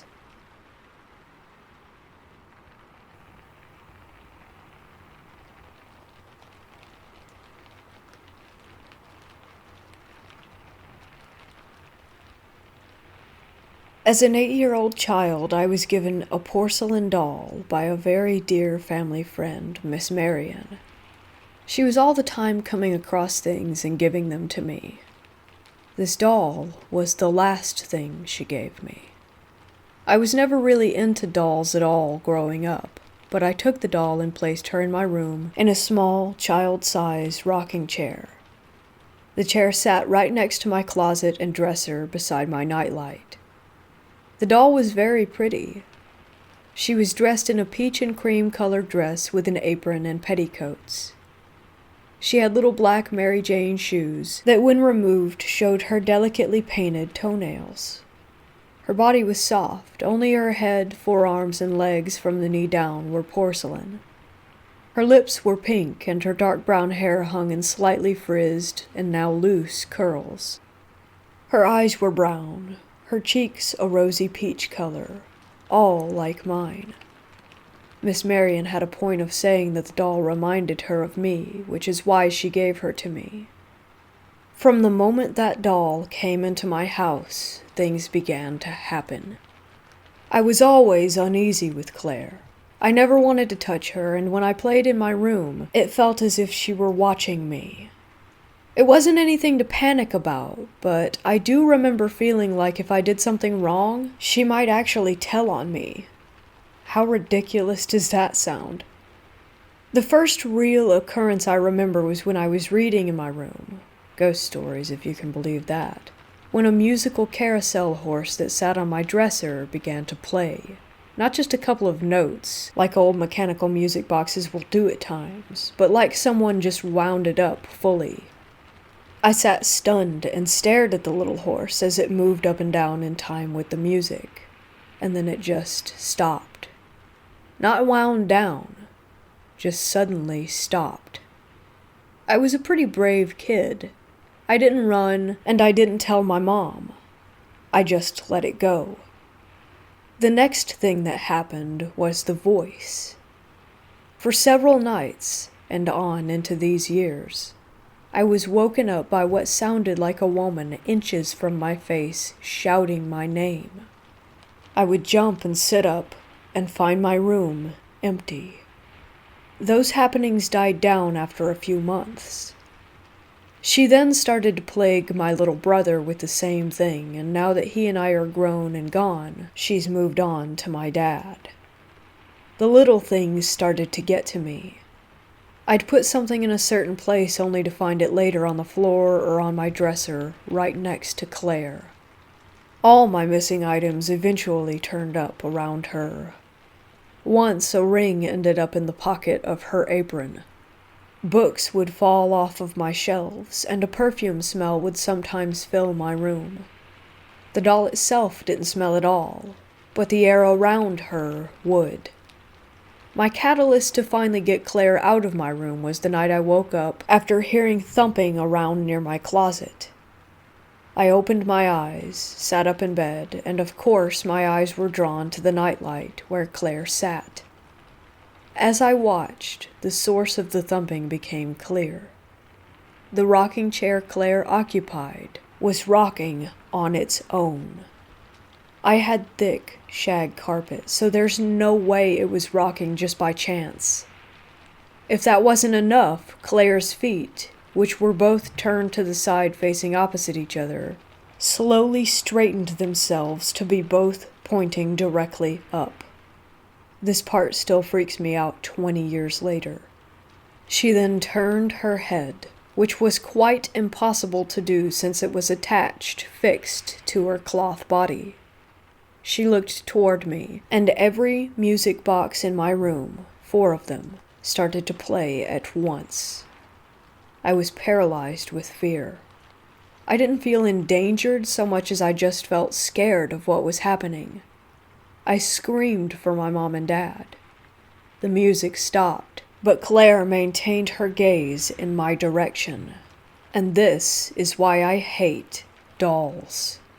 Even after that, I couldn't get rid of Claire totally. I ended up stuffing her in a box in the back of a storage closet. She's still there as far as I know. So is the woman who now screams my dad's name in the middle of the night, and not in the kinky way. While I think she explains some of the oddities that happened in my parents' house, I don't think she's the tie to it all.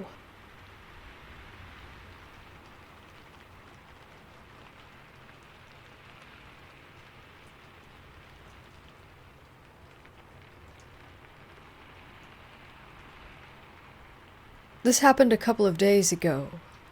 My family and I went to an old asylum while on vacation.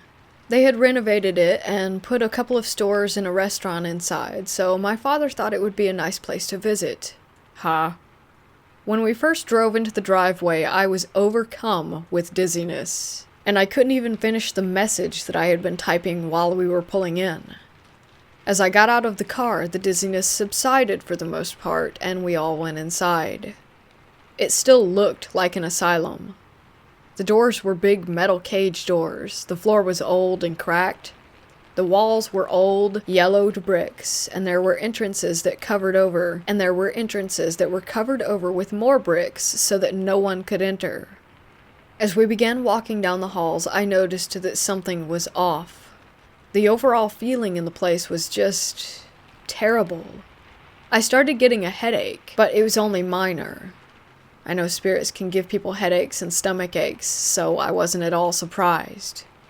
As I said, mine was minor, but I couldn't help but notice that my sister was getting worse and worse. There was an old metal-looking door that resembled something that would be on an animal cage. It was just a pitch-black, empty room on the other side.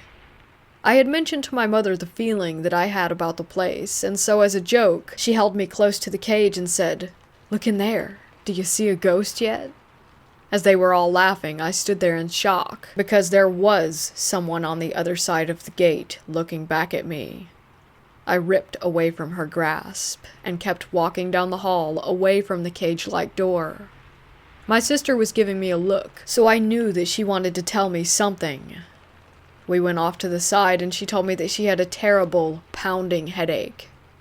We kept walking as she told me about it, but I could see that she was getting worse, like she didn't know where she was going anymore, so I took her outside the building for a minute to help her head, and told her to pray and imagine that there was a white light surrounding her.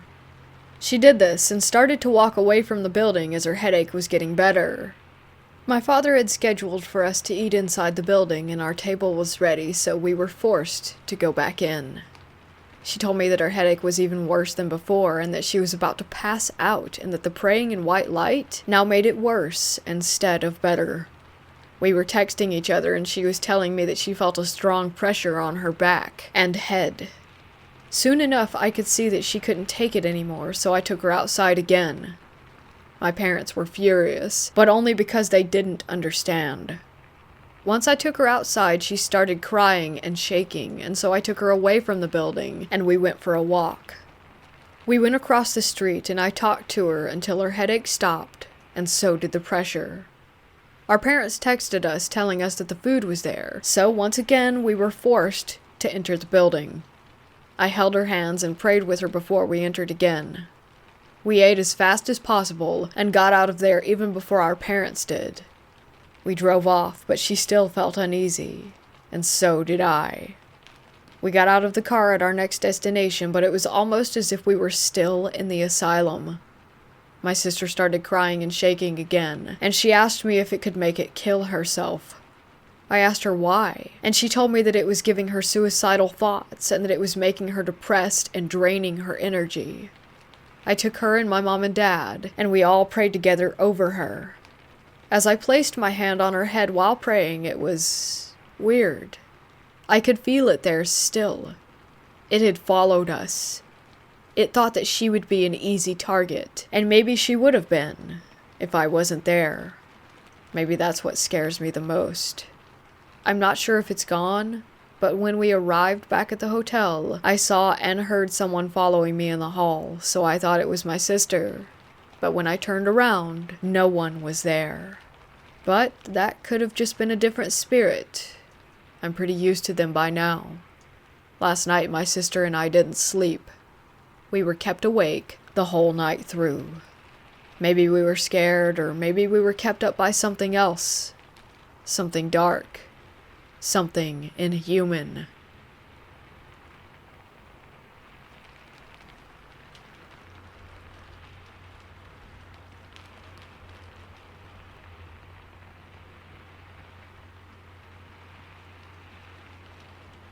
I'm a corrections officer at County Jail in Northwest Alabama. I work a 12-hour night shift from 1800 to 0600, 6 p.m. through 6 a.m. Most nights are calm and not much happens from 2200 through 0500, 10 p.m. through 5 a.m. And other nights, you're moving non-stop and police officers are constantly bringing people in. You have a lot of DUIs and junkies on the weekends, and then anything from an FTA to the occasional murder throughout the regular work week. Anyways, like I said, most nights are calm, meaning that hours feel like days, and sometimes a single shift can make you feel like you've been here for weeks. But sometimes, those calm nights are not really all that calm. We have 2 holding cells in the front of the jail used to house inmates that have been recently booked in, and are waiting to see the nurse for screening before going to Gen Pop. We have another room up front that we call the Pink Room, due to the walls and ceiling being painted a hot pink color because a former sheriff thought hot pink was a calming color. Everyone hates this room. It's our drunk tank, equipped with a camera for observation and a flushable drain in the floor for any liquids that might come out of someone, if you know what I mean. One night after lights out, when everyone was asleep, I heard a loud bang in one of the holding cells, like someone was hitting or kicking the door, which would have been a normal noise if anyone would have been inside one of them. But my partner and I had moved everyone out of the 2 holding cells just a few hours ago, and no one else had come in that night. I thought it might have been the guy we were keeping in the Pink Room for medical observation, but when I looked over at the monitor for the camera in there, he was sound asleep on his mat on the floor. I went over to the doors of the holding cells to investigate. I lifted the heavy curtains on the windows so that I could see into each one, but there was no sign of anything. I figured I was just hearing stuff since that noise is so commonly heard at all times of the day or night. I went back over to my desk and sat down. It was about 02:45 when I heard that noise, and it was completely silent until about 03:05. I started hearing the noise it makes when a door is unlocked from the control room. From the control room, you can unlock or open any door in the facility except for like 3 that you need an actual key for. There's a door right behind the desk that I sit at that leads to the kitchen and rec yard. That was the door that sounded like it was unlocked. I radioed my partner, who was in the control room, and asked if she had unlocked this door. She said that she hadn't touched the computer since I asked her to let me outside to vape like 2 hours ago. Again, I thought it was a common noise to be heard, the silence is playing tricks on me. But then I heard it again, except this time it sounded like the front door. I looked over at the monitors for the front door and saw nothing, but on the monitor for the Pink Room I could see the screen start to get fuzzy, like static. Then it was completely black for a few seconds. When the camera came back on, the inmate was sleeping in the exact same spot. But everything he had in there with him, his cup, shoes, blankets, was all scattered across the whole room. I would have heard him moving and throwing things, but it was completely quiet for those few seconds when the camera was black. After that, I decided I didn't want to be alone anymore. I went to sit with my partner and started telling her what was going on. After I told her about the doors unlocking and locking and about the guy's stuff in the Pink Room, she just laughed and said, "Must have been Christine." My partner has been working here for 5 years now. She told me that Christine was an inmate that had died in the old jail next door, and that the reason she haunts this jail is because the buildings are connected. She told me about numerous things that have happened while she was on shift, including actual sightings of the ghost she calls Christine. She said that Christine has gray hair down to her shoulders, and that she's wearing a nightgown. She also said that Christine can be seen walking down hallways on the cameras, inside the cells with her hands on the bars looking through them, and that sometimes you can see her face from the windows outside.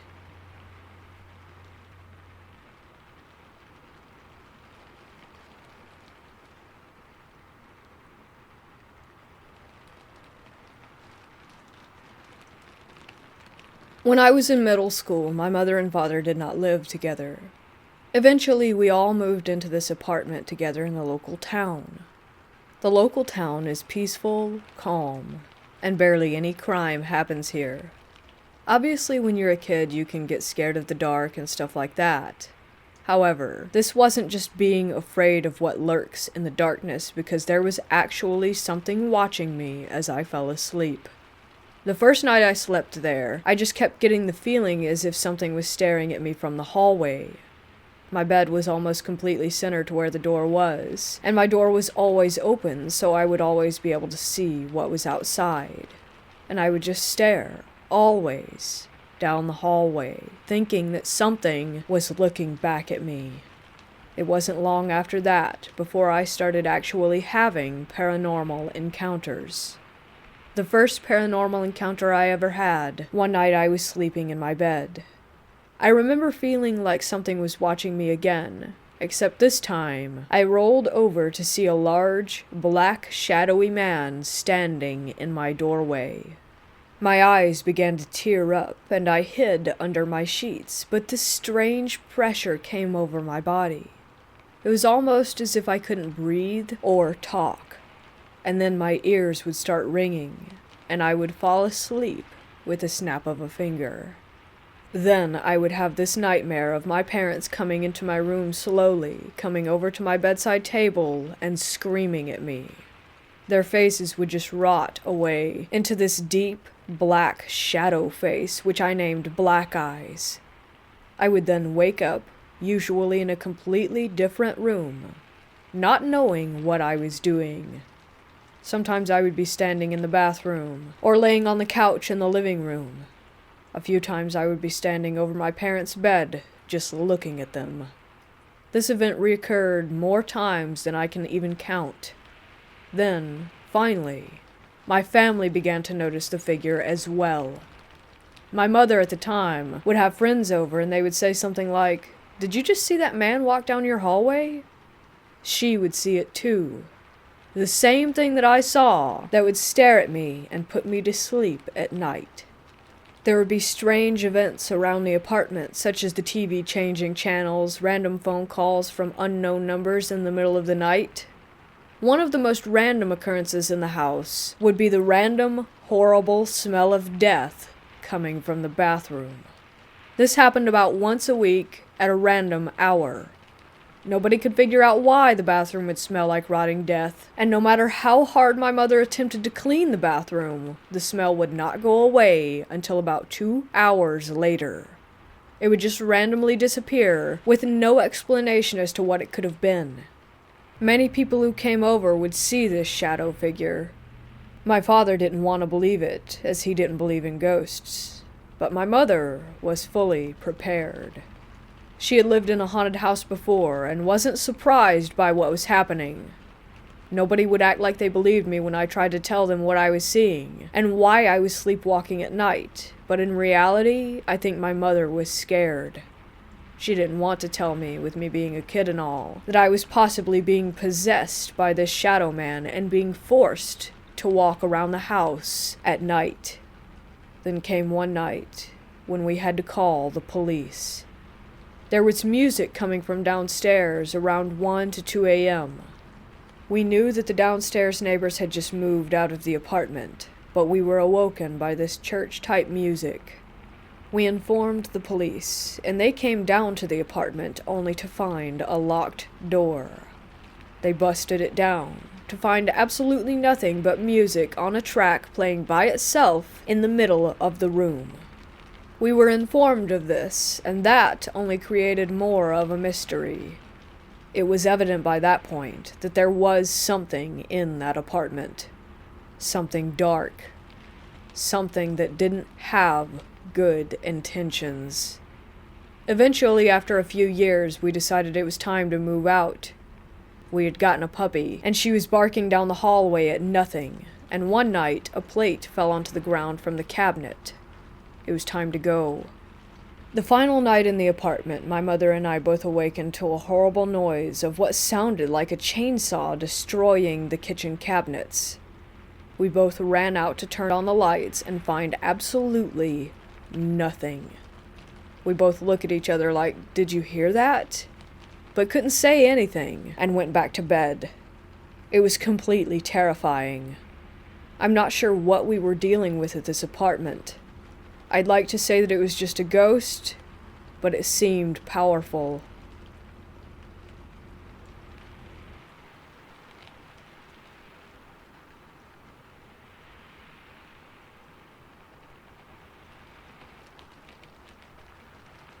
I work in a prison in the UK. I always like to work nights because you do 7 days on and 7 days off. While on nights, I got locked onto a wing with no keys. We have a sealed pouch with a cell key inside for emergencies, if someone is hanging and I need to cut them down, etc., that kind of thing. I'm in charge of looking after 200 plus prisoners. After a few busy hours answering cell bells and doing my checks on people who are essentially on suicide watch, the wing starts to settle down. The stories I'm including here are very small portions of things that have happened to me on night shifts. Story 1. One night I was doing my checks. I heard a loud bang coming from the ones landing outside the servery. When I went inside to investigate, there was a broom on the floor. When I reviewed the CCTV footage, you can clearly see the broom slowly being lifted away from the wall where it was resting, and then quickly getting thrown to the ground. We have the footage copied, and most of the people at work have seen it. We usually show it to new staff before they do their first night shift to freak them out. Story 2. One night we had someone overdose. I was working the week after all this happened, and the cell was locked off for the police investigation and was completely empty. At about 3:30 in the morning, the cell bell for that room was pressed. At first I didn't even know that this cell belonged to the guy that had died the previous week, but as soon as I looked into the empty cell, I realized, and just froze. It takes a lot to freak me out. But I didn't walk back on that part of the landing until roll count. Story 3.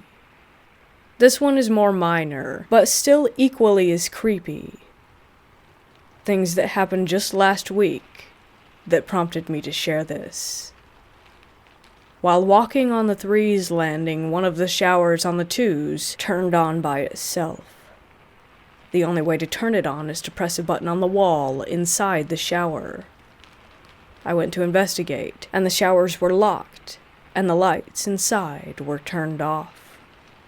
This was about 2:30 a.m. Approximately 30 minutes later, I was walking down the 2's landing and an office door slammed shut. I checked the landings for open windows, and they were all shut. Again, every time I hear a noise, I always investigate, and love anything creepy, but this sent shivers down my spine.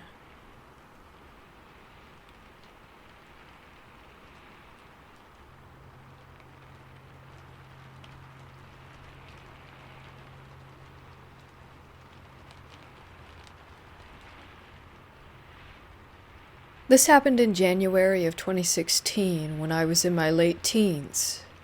This story keeps coming up amongst my friend group, and something about it kind of bugs me. I have no clue what I really saw. I just know that it seemed paranormal, and not anything that could be explained. I live about 2 hours away from an abandoned campus that was used as both a tuberculosis hospital and an asylum until the 1990s. I didn't really research it, nor did I believe in the paranormal at the time. I just thought that it would be so cool to go to an abandoned place. So I brought my 2 guy friends with me, one my age who was into the paranormal and had been there before, and one who was older than us, and my one friend that was a girl. I'm also a girl. It's one of those places that you'd get in trouble for trespassing at, so we hid my car and snuck in through a broken fence. I should mention that we went at around 8 or 9 p.m., so it was really dark out already. We go into the main building and are fine. We're not feeling anything weird, nothing like that. We exit that building and go into another that's maybe 2 buildings away, but within a couple of minutes we end up at the exact place where we exited the first building, the main entrance, and that felt a little off. We decided to venture into the basement. My girlfriend and I felt uneasy immediately and suggested that we go back upstairs instead, which we did. We go up into the place where they kept children. This was evident because of all the children's toys on the ground, and there was a soundproof room. Some of the toys were moving, and there was a ball that was bouncing on its own. our friend who's been there before, stopped us while we were walking through a hallway. We heard a door slam, followed by footsteps in front of us. The hallway in front of us was also pitch black, while the rear of the hall was at least lit up a little bit by the moon. We turned around and went back. Against our better judgment, we let the boys bring us into the basement. As soon as my girlfriend stepped her foot onto the basement floor, her flashlight went out, and we couldn't get it back on for the life of us. It did end up coming back on later, but that didn't happen until we had already left the premises. Anyway, my phone that was at 80% immediately died.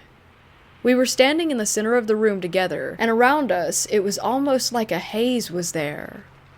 I felt so sick and lightheaded. I had a dread in the pit of my stomach, and so did my friends. We felt like we were surrounded by other people. We quickly went back upstairs. This is when it gets extremely unsettling. We go into the ballroom and grab a table. We sit on it, each of us on an end. It was square. We heard a door slam shut, so I look up at the ceiling to avoid looking around the room.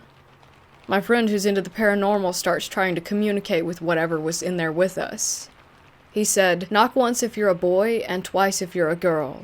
And we heard one knock. As this was happening, I see a black figure that's almost human-looking sitting in the windowsill. It's kind of hunched over and very tall. Its leg is swinging, and then it takes off. It's crawling across the ceiling. I tug on my other guy friend's arm, and he shakes his head as to not acknowledge it, and I try to forget it. My girlfriend says out loud, "Do you guys see?" But my guy friend, who is ignoring it, cut her off and said, "Stop." My guy friend, who is trying to communicate with this thing, told it to come and sit down. We felt the air get freezing, and that's when he said, "We have to go. Goodbye. You're not allowed to follow us out." We all jumped up off the table and walked out. After we were out, we practically ran to the car and left as quickly as we could. As soon as I was in the car, I felt so much better physically. We were silent for a while, but then my friend who is ignoring the figure said, "Did you guys see that?" And of course we all said yes, and shared our experiences. He thanked my girlfriend and I for getting the message about ignoring it as much as possible. It still scares me to think about it to this day, and I always get chills when writing or talking about it. The amount of energy needed to manifest that is what boggles my mind the most. I'm not even completely sure what we saw, and as much as we discuss it, we cannot come to a solid conclusion.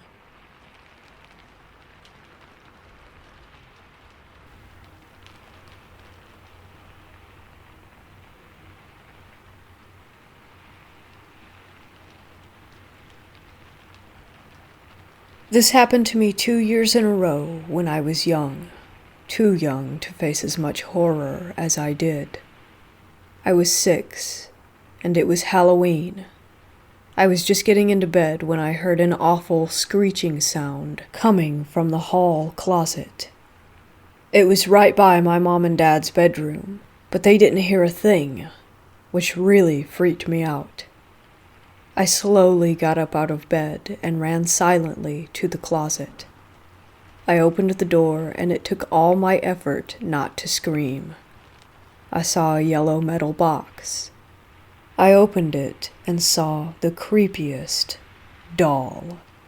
It was a raggedy, ugly, old doll. Its hair was in 2 long, blonde braids. Her, I should say. I slowly picked the doll up. It screamed again, and this time I did too. From that night on, the thought of it lurked in my mind until the next Halloween, when I had another encounter with it. When everything happened again that year, I made up my mind and threw it away.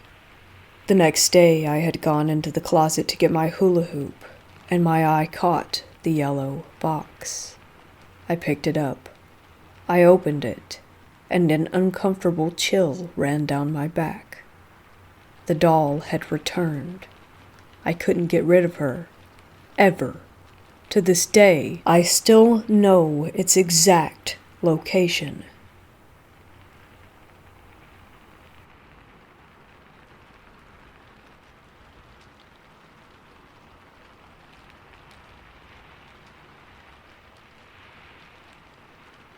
I had to have a Ouija board for Christmas. My wife refused to buy one, so I did it anyway. One night when my wife was out, my daughter and I tried to use the board. Nothing. The planchette didn't move at all, or if it did, I could feel my daughter pushing it. As I suspected, it's just a parlor game. Move ahead 2 weeks. While working in the garage on a guitar amplifier that I was building, I had a very strong feeling that I was being watched.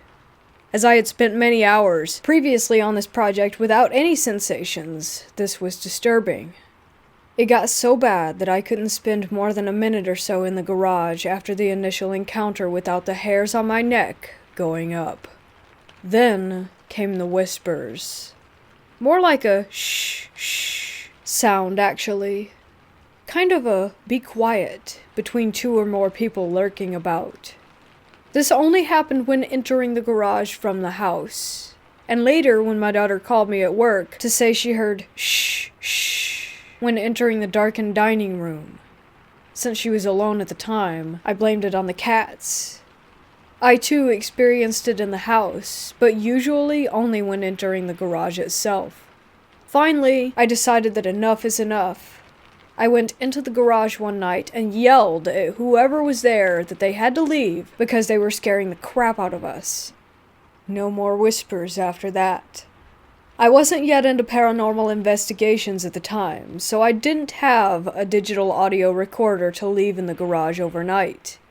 It bothers me now that I had real live spirits in the house to test with, and I didn't have the equipment or the moxie to do anything.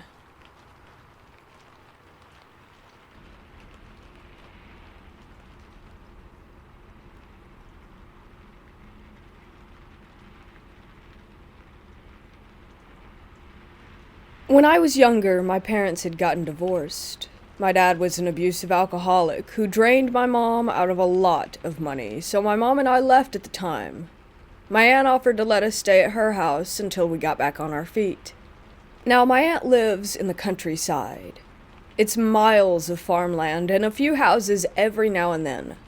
Her neighborhood is small, but everyone keeps to themselves. The area my aunt lives in is called the Base. Apparently soldiers were housed there, and eventually died and were buried on that land. Don't know the exact history, though. Driving to her place at night is super creepy and confusing. You can easily get lost, so everyone aims to reach home before the sun sets. Now back to my story. My aunt had a second house, not too far away, where her family would go to do gardening and just chill out sometimes. My cousins and my aunt thought it would be a great idea to spend a night there. The house was an old, abandoned Baptist church converted to a house that my aunt had inherited. The previous owner was a seer woman and would do readings and even give exorcisms for people. My aunt took care of her when she was ill, therefore she gave the house to my aunt. The inside was run down, one couch for about 10 of us. Yeah, it was a big family. And a dirty bathroom with an annoying leaky pipe. Light barely entered the house during the day. It also gave an eerie vibe to it, because being in that house or on the land, it was always dead silent despite being surrounded by nature. That night, we all had these little rooms to sleep in, with there being so many of us that we had to share. My mom and I were in one room when I woke up to the sound of the wooden door being creaked open. I turned to see my mother upright, shaking and obviously full of fear. No one came through the door, but you could hear these loud, heavy footsteps around and inside the house. It woke everyone up, so we all huddled in the living room. All of a sudden, the lights cut off. We lit some lamps, and my uncle was getting ready to check on the noise outside when a loud banging came at the front door. It was around 1 a.m., and this place was completely deserted. We all stood still and quiet, and then the banging grew even more violent. The door began to shake, and a guttural, demonic voice was asking to be let in. Panic and terror struck all of us. My younger cousins began to scream and cry because the voice was unnatural, pure evil. The adults sent us into one room, and they formed a prayer circle in the middle of the living room. Everyone's backs were turned to the window, but I was the only one facing it, and I remember very clearly seeing a tall man with horns and a red aura looking back at me from outside. He was smiling at me, motioning me to come toward him. He had these long, black fingernails that he began to scrape the window with. At this point, everyone could hear it, but by the time they turned to the window, he had vanished. However, all the doors started banging and the windows were rattling. We kids all ran out to the living room and joined the prayer circle, reciting the mantras for my religion, and then suddenly it stopped. The sun was now peeking in. It was 6 a.m. Everything felt like an hour, but we couldn't account for the rest of the time that had passed. We stayed for a few months in my aunt's original house without ever visiting that second house. My mom eventually got remarried, so we moved. It's been about 17 years or so since that incident, and we rarely visit my aunt, like maybe once or twice a year. Since then, however, the house has been demolished. My aunt has said that strange things occurred whenever she was on that land after that incident, and she felt like she was being watched. She couldn't handle it, and they eventually sold the land, too.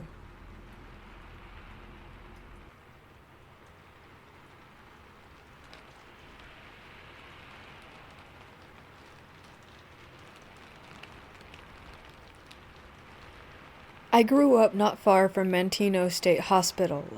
It's an abandoned insane asylum in the far south Chicago suburbs. My dad would sometimes drive my family down there, and we'd circle around the property by car just for fun. When I turned 16, he bought me my own little beater car, and of course, I had to show this awesome place to my friends. By the time I was old enough to go exploring, many of the original buildings had been renovated and repurposed as businesses. Half of the property was converted into a local VA hospital, and a quarter of it was torn down and replaced with new housing. Only a handful of the original buildings remained, all clustered in the back corner of the campus. One summer day, I took friends A, B, and C to go check it out. We brought our cameras and went with the intent to go inside and explore it. We parked in a lot where other people parked to go to work in one of the other buildings to avoid suspicion, and walked about a quarter-mile to the abandoned hall. As we walked up to this creepy old building, I felt sick to my stomach and full of dread. The main doors were chained shut, and most of the windows were boarded up. I remembered walking on the porchway and choosing my steps carefully because the windows were busted out and there was glass everywhere. The four of us finally came upon a window that was accessible enough to climb into. Realizing that this was actually going to happen, I had a panic attack and couldn't go through with it. I was trembling and didn't want to be the scaredy cat, but I really couldn't do it. In fact, in just recounting that, I'm still scared. And this happened about 16 years ago already. Anyway, I handed my camera to friend A and told him to take the pictures. I was petrified and felt like I might puke at any given moment. Friend B and I walked back to the car in silence. I had a cigarette in the car while we waited for friends A and C to come back. My nerves calmed quickly enough. Friend B confessed that she was scared too, and was glad that I said something so that she didn't have to go in. Soon enough, our other two friends came running back at the car, full speed. We heard their footsteps pounding on the asphalt, and quickly unlocked the doors. I started the car up, and we were off in an instant. I assumed that the cops had arrived, so I sped off the campus and into town, hoping to blend into normal traffic. I asked them what had happened, and if the cops were called, and they said no. Both friends who had gone into the building said that they heard voices. Both of them said that they saw a hand curl around the frame of a big metal corridor door, and heard it slam shut with an impressive echo. Both of them testified that they heard someone crying, saying, "Where am I?" At some point, they got too frightened to continue and just decided to bolt. I was really spooked. Friend A, who had taken my camera, was eerily quiet. Friend C showed me that he had found a newspaper from 1979 on the floor, and he had taken it as a souvenir. I, being the more suspicious type, demanded that he get rid of it. I didn't want any potentially haunted objects in my car. So he tossed it out the window without too much coercing. It took us about 45 minutes to drive home, and since we were kinda shook, we decided to go to Denny's and rehash the experience. During the ride back, Friend A fell asleep. This didn't concern me much at the time, but became an important factor to remember later on. We got to Denny's, and friends B and C went in ahead. I woke up Friend A and asked him what happened. Why did they run? He said, "We saw someone sitting at the end of a hallway, cross-legged, on the floor. It was a man and he was crying, kind of rocking back and forth." He also explained that he believes it was the entity who used his energy to manifest, and that was why he was feeling so drained and passed out so hard on the way back. We had a late dinner and I drove everyone home afterwards. After I dropped off my last friend and was going back to my house, I distinctly felt someone pressing their knees into the back of the driver's seat. It's a familiar feeling, especially if you take the bus in high school. Lots of people prop their knees up on the seat and the feeling is unmistakable. I yelped and sat up straight so that my back wasn't touching my chair and drove home faster. The very next day, I picked up my cousin to go see a movie together. She blurted out to me that she thought she had seen someone in my back seat. I was immediately horrified, as I hadn't confided in her the events from the night before. I asked her which seat, and she said, of course, behind the driver's seat. That night I had a dream about a man. He was Caucasian, mid-30s, brown hair, and partially bald. He had brown eyes. He was wearing a white cotton vest, which I found odd. I instinctively knew it was the ghost that my friends had seen in the hospital. In the dream, he was guiding me through a series of booby traps. He was holding me by the elbow and walking with me. He seemed sweet and harmless. I thought maybe he's a guardian or something. These dreams continued for about a week straight. Friends who didn't know about our trip to the asylum started to have experiences in my car. One friend heard and felt someone whisper in her ear. Another had her elbow grabbed by someone in the back seat. I felt the knees in my back on many occasions. In fact, I started to anticipate it and often drove without my back touching the seat at all. One time I felt like someone was shaking my seat while I was driving. Like hands on either side of the chair and just violently shaking it. When the experiences and the dreams didn't stop, I grew afraid. I didn't feel like he was a guardian anymore. Finally, after about a week and a half of this, I sat down with Friend A again. I asked him, "Do you remember what he looked like?" He said, "All I could see was that he was balding and he was wearing a white vest. I don't know how, but I think his name was David." I told my parents about what happened after that. They suggested that I tell David that he wasn't allowed to follow me anymore. To tell him to go to the light or whatever. At this point I was ready to do anything because I was on edge and spooked all the time. I prayed every time I came into the house that he wouldn't follow me in. I was afraid to go out with my friends. I was afraid to go to sleep sometimes. So, 2 weeks after our initial venture into the asylum, I went back with Friend A. We went during the daytime and idled in front of the building. I said aloud, "You don't belong here with me. You need to go home," or something along those lines. I prayed a lot. I didn't want him anymore. I felt bad, but I needed him to stay there. We parked and just kind of sat there quietly for a while. I think Friend A and I were just saying goodbye, severing ties, I don't know, but it felt sad. While we were parked, I did hear doors slamming inside the building. At one point, I heard someone laughing as well. I envisioned him leaving me in my car. I told him that he could never follow me again, that he needed to go, and to move on. We left the hospital that day and didn't go back for many years. I never dreamt of him again.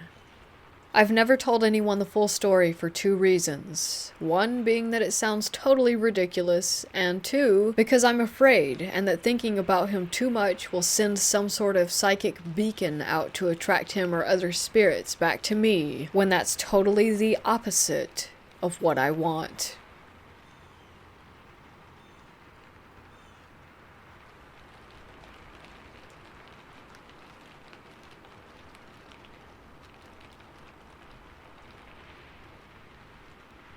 When I was 17, a senior in high school, class of 1997, I stayed with a family in West Ireland as part of my church's program abroad. I lived there for 6 months. The family's home was a cottage-style home, very old, but comfortable and loving. Those were my thoughts, as we pulled up to the front anyway. After I had spent a little time there, I began to feel something heavier. Something silent, yet consuming. At first I kept telling myself, new places, new faces, it's all just new, and that's why you feel this way. Regardless of what I told myself, though, it was impossible to stop the feeling that I had in my gut. The feeling didn't only stay there, either. It grew. I had nightmares nearly every night. Before, I had never so much as remembered my dreams, much less suffered from night terrors. I would wake up with the covers thrown off of my body, off of my bed entirely. Sometimes, I swear, I would wake up just as it was happening, and when I did, there was almost always a cold chill in the air, even in the summer months. There was a boy there, the owner's son Eric, who I asked whether anyone had ever complained about the draft that would seemingly come from nowhere in that room, the room where I stayed. He told me that there was probably something wrong with the window. He didn't look comfortable talking about it at all. In fact, Eric tried to avoid eye contact and interactions with me in general throughout the duration of my stay. He really wanted to avoid my inquiries. Back to the nightmares. They almost always involved me trying to find the source of this icy cold breeze, with me walking aimlessly around this one room, my room. The chill would almost start to burn my skin. You aren't supposed to be able to feel pain in your dreams, right? Well, I did. So were these actually nightmares, or something else? I still don't know. Eventually, the nightmares got to the point where I could hardly move inside the dream. I would be bound to my bed, stuck looking around the room. By this time, it wasn't just the nightmares or the blankets that scared me. It was waking up in pain that left me feeling out of control, terrified. I would have visible marks, not scratches, but rather patches of irritated skin. Small rashes that burned. My stomach would ache a horrible pain as though it were eating itself. Again I approached Eric, the son who slept just 2 rooms down from mine. I asked, or told him rather, there is something seriously wrong with that room. I then showed him my rash, and began to explain the nightmares. He was visibly uncomfortable, and then started calling for his mother, Nancy. I liked Nancy. She wasn't as strict as my mother, who was 10 years older than Nancy, deeply religious, and highly skeptical about pretty much everything. I respected my mother, don't get me wrong, but I didn't exactly feel like she listened to me when I spoke about too much anything, really. And as much as I liked Nancy, I just wasn't sure how she would respond to me asking me about everything. I was quite nervous. Nancy spoke with genuine conviction. She talked as though she had lived 1,000 lives, but she also felt incredibly open, if that resonates with anyone. She filled me in on all the local history as we walked through the town and the church. Over the last few months, we spoke of the Great Freeze and the famine that the area had suffered many years ago. She talked about the rebuild. She taught me a lot of things about Irish history and culture, and I found it very interesting that she was a member of their historical society.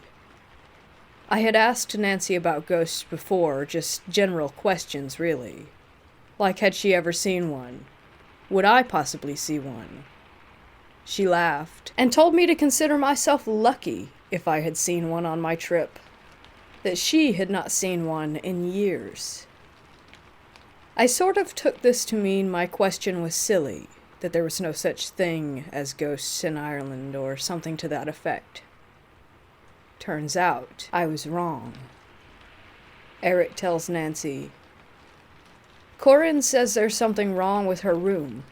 She even got proof." He shifts his gaze to me and nods, saying, "Show her your arms." My sleeves up, I shift my arms around into Nancy's view. She doesn't look surprised by the markings. "I see." She gave a long pause as she examined me before asking, "How have you been sleeping?" "Not great. I've been having nightmares for months, but now it's like I can't move." That's what I was just telling Eric. The two of them look at each other. For some reason, this spirit likes to communicate with the girls. I suppose it was because she was a young girl herself. We believe that her name is Emma. Nancy explains that the house has been in her family since the early 1900s, but prior to that, it was owned by the same family for many decades, and one other just before that. The house had survived the famine. The family didn't. It was typical for families to huddle in the highest room of the house, or for the last surviving members to stay in that type of room, typically children. They didn't always survive. There were several deaths during that time. I was convinced that the area itself was inherently haunted by that point. "Why do you think her name is Emma? Have you spoken with her?" I asked Nancy. "My sister did," Eric piped up. "That was her old room." Nancy cut in. "Yes, she used a Ouija board, which she didn't have permission to do, by the way. And she says the girl's name is Emma. She died here, in this house, in that room. She died hungry and freezing. Your rashes are probably the early stages of frostbite," Eric said, adding more eeriness to the vibe. There was a bit of silence after his statement. I was feeling better, actually. Not about what he said, just in knowing that I had experienced something that someone else had as well. "Did your daughter get these rashes?" They both confirmed that yes, she did. "Well, how did she get it to stop?" "She moved out," they said in unison. Attempting to break the slight tension that had begun to build, Nancy tells me, "You're welcome to sleep on the sofa. Might not be very comfortable given the state of your arms, but it might suit you better." At that point, I had just 1 month left out of my 6-month stint. I opted to sleep on the couch, but left my things in the room. Every time I entered the room, I would say hello and goodbye to Emma. Once I started sleeping on the couch, my dreams returned to normal. I actually mentioned to them that they should offer the couch first to any future guests, as the improvement was so drastic. They explained to me that they didn't get many guests anymore. Apparently, word had gotten around that their guest room was occupied, if you will. My mom must have missed that memo. They weren't even willing to entertain that what I had experienced was real. Not that I was expecting much. They were by no means an open-minded pair. I ended by saying that when I left for good, I tried to give a pep talk of sorts to Emma. I think she was struggling either to move on, be heard, maybe both. The next time I paid them a visit was on the 10-year anniversary of when I had been living there, 2017. On that visit, I got to meet the sister. She, Eric, and I walked through the old guest room, which had been converted into a sort of sewing room. The sister looked at me and asked if I could feel a difference. I stood there a minute, and closing my eyes, allowing myself to relax, I didn't feel anything except for sunshine coming through the window and tickling my face. I looked over at her and said, "It's lighter." And that made both of us smile.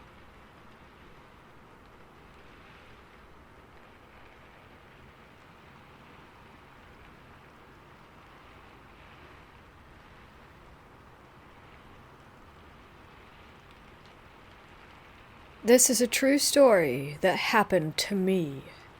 Back in 2008, my girlfriend and I decided to go to an abandoned mental asylum off of Highway 82 in Alabama called Old Bryce.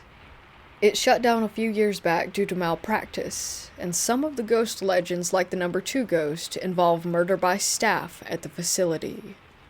Essentially, this was a dumping ground for people that society didn't know what to do with. Thousands of people were sent there and died there. The facility consisted of 4 buildings: Bryce, the residence hall, SD Allen, the medical facility, the crematorium, and the guard shack. I have seen 2 ghosts in the residence hall, the bigger of the 2 that I can share with you now. My second visit to Old Bryce was strange. It was my first time inside the building, and I came prepared. It was me, my girlfriend, and our friend Chris. I had a flashlight and a DVD camcorder. Through the main entrance is a staircase on the right which zigzags up to the 2nd floor, complete with anti-suicide fence at the top. Make a left, another left, and then a quick right, and you are in the hall that led to the children's corridor. I had the flashlight in my left hand and my camera in my right, scanning, trying to catch something. On the left, at the entrance to that room, there was a bathroom with only a tub in it. I thought I saw something in the bathroom, and shined the light that way, but nothing. I moved the camera and light, thought I saw it again, and shined it back. Still nothing. Our night continued and finished without incident. The next day, I reviewed the footage. In that bathroom, I shined toward something I thought I saw, and I was right. When the light pans to the right, a bluish-white illuminated little girl's face peers out from behind the door to follow the beam. As the light shines back in her direction over the course of 2 frames, she is half behind the door, and then in the next frame, she is gone. My heart felt like an ice cube ran through it, because I was in such shock. I proceeded to show everyone that I knew. The girl's appearance was that of younger than 10, hair parted in the middle, unusually large forehead, and had some apparent deformation or disorder. I made the mistake of leaving the camera at a friend's house overnight, who was apparently not my friend, and he stole it. This is where it gets weirder. 2.5 years later, I was living in a different city. One of the legends of Old Bryce is that the windows grow back, and if you do any damage to them, that spirits will follow you home. I broke a window. I was laying in bed one night, around 3 or 4 a.m. I was on the verge of sleep, aware of where I was, and very comfortable. Out of nowhere, this immobilizing, tingling sensation started at the tips of my toes. I was laying on my stomach with my arms under the pillow, completely helpless as this sensation crept its way slowly up my legs, midsection, and eventually my entire body over the course of about 20 seconds. Once it covered me, I heard the whisper of a little girl directly in my ear say, "I'm in your room." I cringed, and for some reason I told her that I loved her. The feeling stopped and left me on the verge of tears. It may or may not have been that little girl from the asylum, but according to the legend, it makes sense.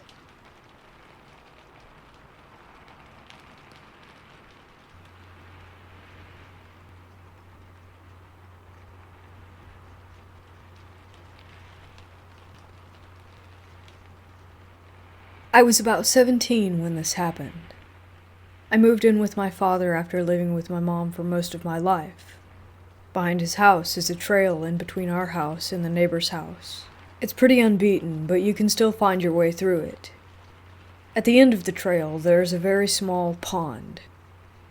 The first time I walked back there, I found it very charming, until I turned my head to see a small porcelain sculpture of a boy sitting on a log.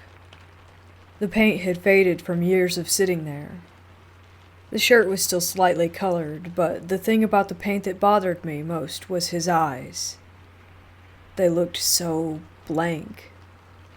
But the most important detail to the story is the hands, or the lack thereof.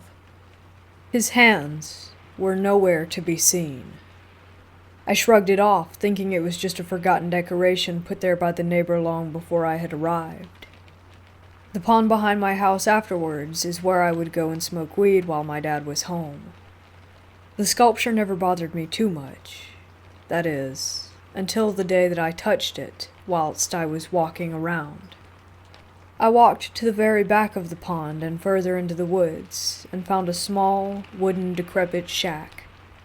I wasn't about to waltz in there and get shanked by a weirdo, so I left it as is. But I got a really sinister feeling from it when I turned my back to it. When I was making the return trip, I had to slightly lean on the sculpture as to not fall into the pond. When I say I've never felt something so sickening and evil, I mean it. I immediately let go and sat back in the small chair that I had set up and began to smoke, thinking I'm just being paranoid.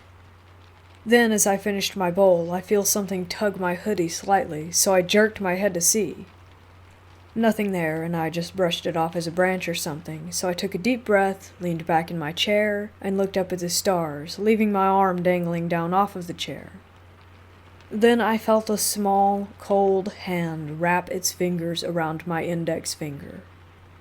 I nearly shit myself, jumped up, and sprinted back to my house, leaving all my paraphernalia at the pond. Keep in mind, it's about 9 or 10-ish, so I'm tripping over branches and vines until I found myself back on my back porch. From there, I could hear several twigs snapping and footsteps crunching pine straw heading back toward the pond.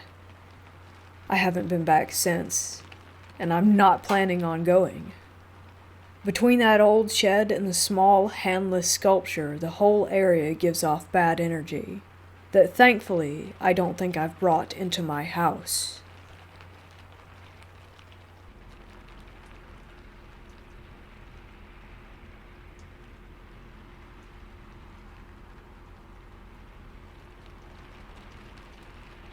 In October of 2018, I was hospitalized for 4 nights. I was put in the surgical wing due to lack of beds, and was in a 4-person room with all rooms near me having 4 people as well. The last night of my stay was on the 31st, which of course was Halloween. Other than it being noisy from the firecrackers outside, followed by the heavy rain, it was uneventful. I was particularly restless that night and not having an easy time falling asleep. Just before midnight, and I remember looking at the clock seeing 11:47 because I couldn't fall asleep. I saw a figure in the window next to my bed. It was a massive black dog, like a long-haired husky with the reddest eyes that I have ever seen. It was such a deep, but at the same time bright, crimson. It was just staring at me, and I felt completely frozen. I turned over and covered my face, and when I looked over some time later, it was gone. I should note that I was on an upper floor with a roof landing outside my window, so no way could an animal have gotten up there. I ignored it, called the nurse, and asked for something to help me sleep. They told me I didn't need anything and would eventually sleep on my own. About half an hour later, I saw the same creature staring at me from inside a window within the hospital across from mine. I immediately felt sick and panicked, and as quick as I saw it, it was gone. Several minutes later, my wing went on lockdown. The doors all closed, and all I could hear were screams and nurses running. The screams and panic went on for 4 hours. I found out the next morning that a pregnant woman in the room next to mine had died from an adverse reaction to the medication that she had been given. She went into complete psychosis, and at one point was running through the halls, banging on everyone's doors, begging for help, and telling us that the nurses were trying to kill her. I will never get those sounds out of my head. I had no idea what hellhounds were until I got home and searched.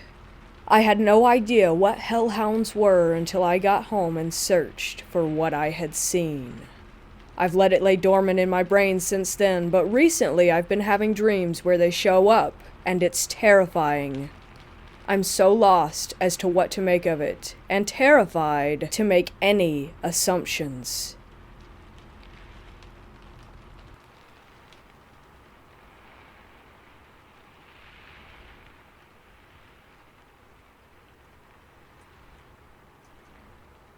My mother and 2 older brothers would visit my auntie and 3 cousins around Christmas. The whole family would get together too, uncles, aunties, you name it. Anyway, they lived up near Inverness, in Scotland, in a place called the Black Isle.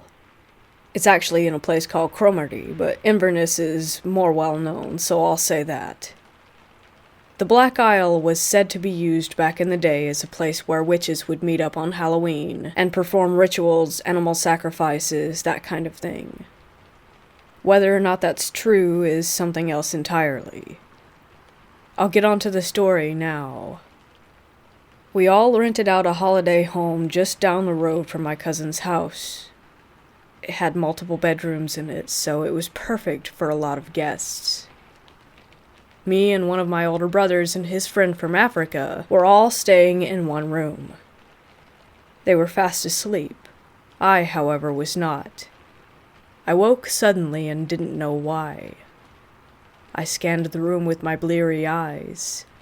It was very dark, and I couldn't hear anything but the snores from my brother and his friend. The door to the room slowly opened with a creak, and I swear I froze with fear. I didn't see anything enter through it, but as I tried to scan my eyes around the room, I started to see shadow-like figures pulsating and hovering around the 2 adjacent beds, over my brother and his friend. There must have been at least 3 or 4 of these figures. The third one stood over my bed. Although this apparition didn't have any human-like features except maybe the shape of something human, I could still feel that it was staring right at me.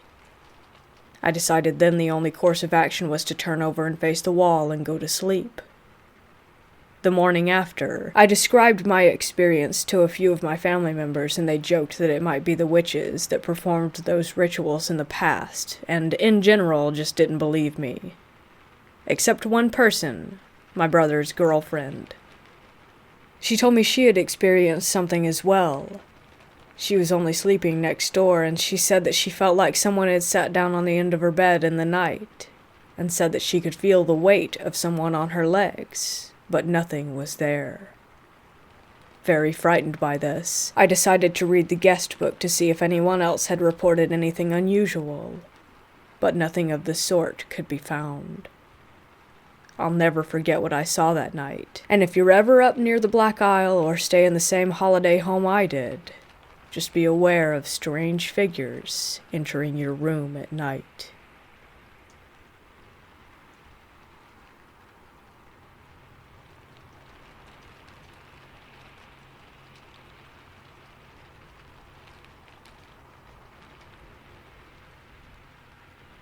We have an abandoned asylum just outside of our village, and me and a friend decided to go take a look.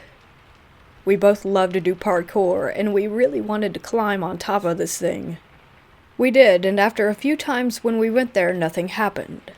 The asylum itself did look a bit scary though, but that's just a thing with old abandoned buildings, so we kept going there and had no encounters or weird noises, nothing like that. Until last Sunday. We parked our bikes next to the building and walked around it to the back, where we would most of the time climb up. So after a couple of hours, we climbed back down and started to walk back to our bikes. This was when we started to notice that there were other small buildings around the asylum hidden in the woods. We also noticed a small bunker-like building with leaves and grass covering it, and decided to check it out. We walked down the staircase leading up to a door which would lead into the bunker. Surprisingly, it wasn't locked, so we opened it. When we walked in after turning on our flashlights, we began to notice a small room at the end of the hallway. It also looked like it had a cell room where they could have had prisoners or patients, I guess. We looked at each other and decided to walk toward it, when my friend suddenly spoke to me. He said that he was feeling a very cold breath on his neck, and that he had a pain in his stomach. I told him to stay calm, when suddenly I started to get a bad headache out of nowhere. The room began to feel very, very cold, and we both ran back to the door, up the stairs, and back to our bikes. We did not go back for a second, and did not stop running until we were outside. Then we looked at each other, still in shock. We did not know what to say. After a few minutes of silence, we went back home. I have not been to the area ever since, and the event that happened down there in that small bunker will always be in my brain.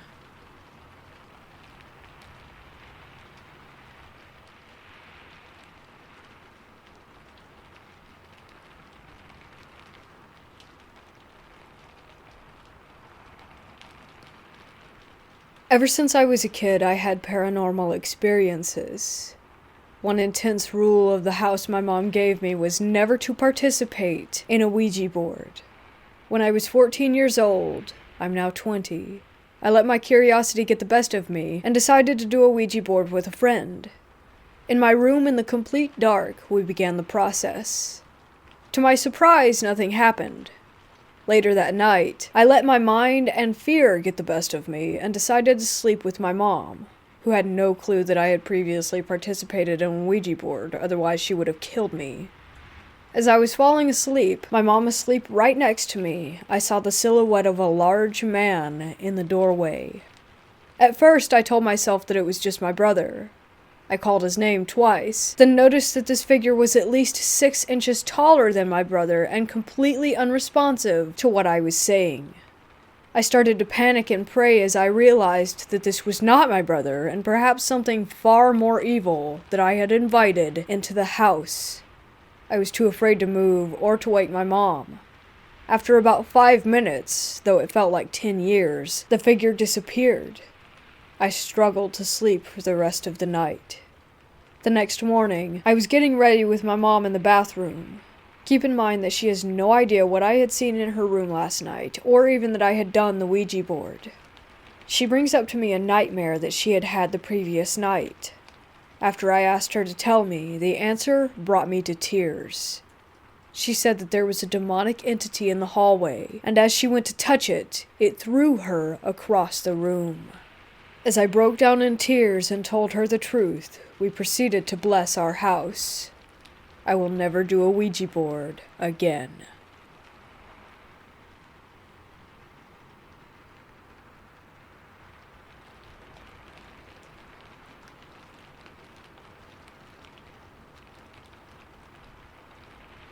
About 8 years ago, my mom, sister, niece, and I decided to go for a look around a well-known and at the time abandoned mental asylum, the name of which is Royal Derwent Hospital, aka Willow Court, in New Norfolk, Tasmania. We started around some of the bigger main area buildings, which were fine, nothing too creepy, just a lot of mess and graffiti. I was taking some photos in one of the main halls there, and I moved backward to get a better shot. As I did, I felt a hand touch my back, and in that split second, thought that I had just stepped into one of my family members, and that they were shielding themselves from being stepped on. But as I turned around to apologize, there was no one there. In fact, I was the only one standing in my hall, as my family had moved on to another room. This creeped me out a bit, but I tried to play it off as my mind playing tricks, even though I could still feel where I had been touched. We moved through the rest of the asylum without further incident, until we made it down to where the cells were. These were a number of smaller buildings away from the main area. Most were a little bit creepy, but it was nothing too bad. Then we came to one building that was known for keeping violent patients. Within 30 seconds of being in this building, I had the most awful feeling wash over me. It was so sudden that I nearly bolted for the door. My mom got the same feeling, and we decided not to venture any further into that building and headed out. As we stepped outside, we stood for a second to gather ourselves. Then one of the heavy cell doors inside slammed shut. It was almost like an emphasis on the get out feeling that we had when we were inside. Needless to say, that pretty much did it for me, and we called it quits on our little adventure.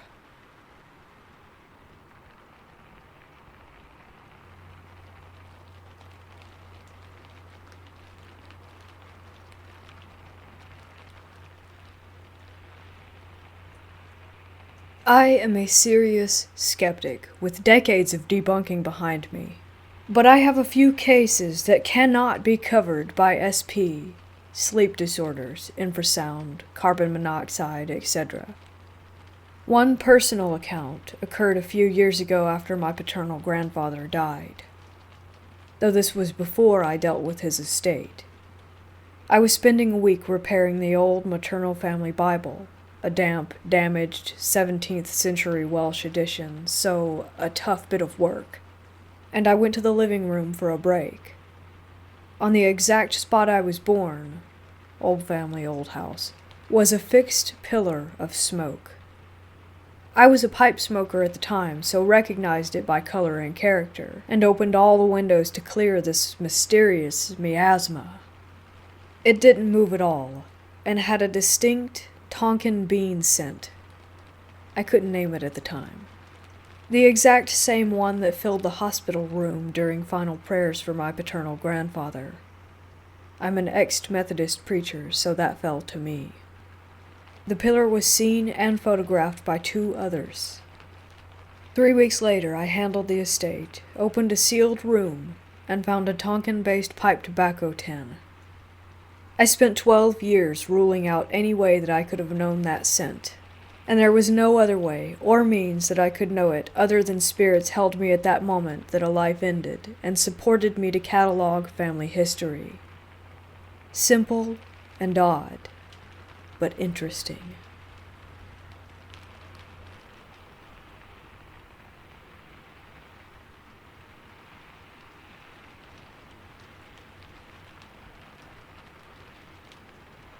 So last year I received a doll from my aunt.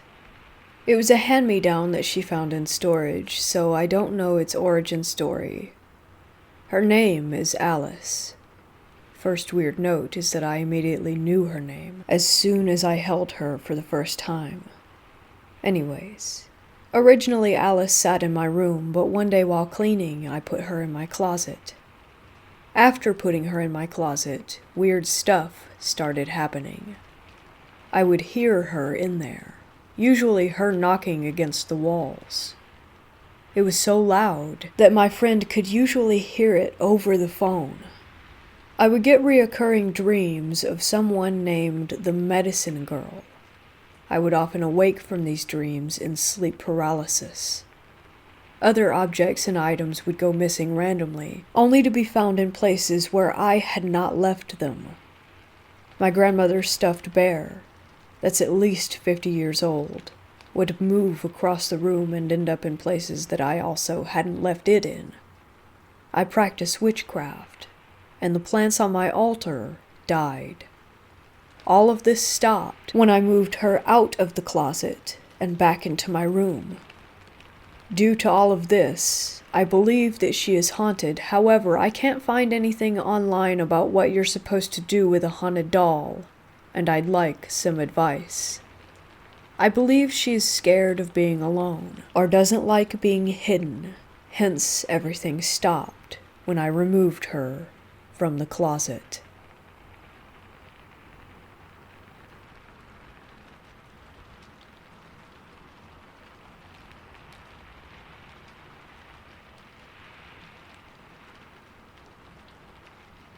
I am currently sitting in my bed at 12:35 in my time zone right now and was watching a YouTube video a couple minutes ago. Without warning, I suddenly hear a scream. My first thought was that it was part of my video, but I checked and it was not. It sounded like it was from a man experiencing pure terror and agony. It was a single scream from the worst fear and pain imaginable that lasted 2 to 3 seconds, and then silence. My dog started barking once I heard it. It was hard to explain, but it didn't sound like anything a human was capable of making. More like a much more convincing sound from a horror movie. I have heard some weird sounds around the house, mainly in the kitchen and dining room, since I moved in. I'm pretty skeptical about things like this usually, but that was like nothing I have ever heard before.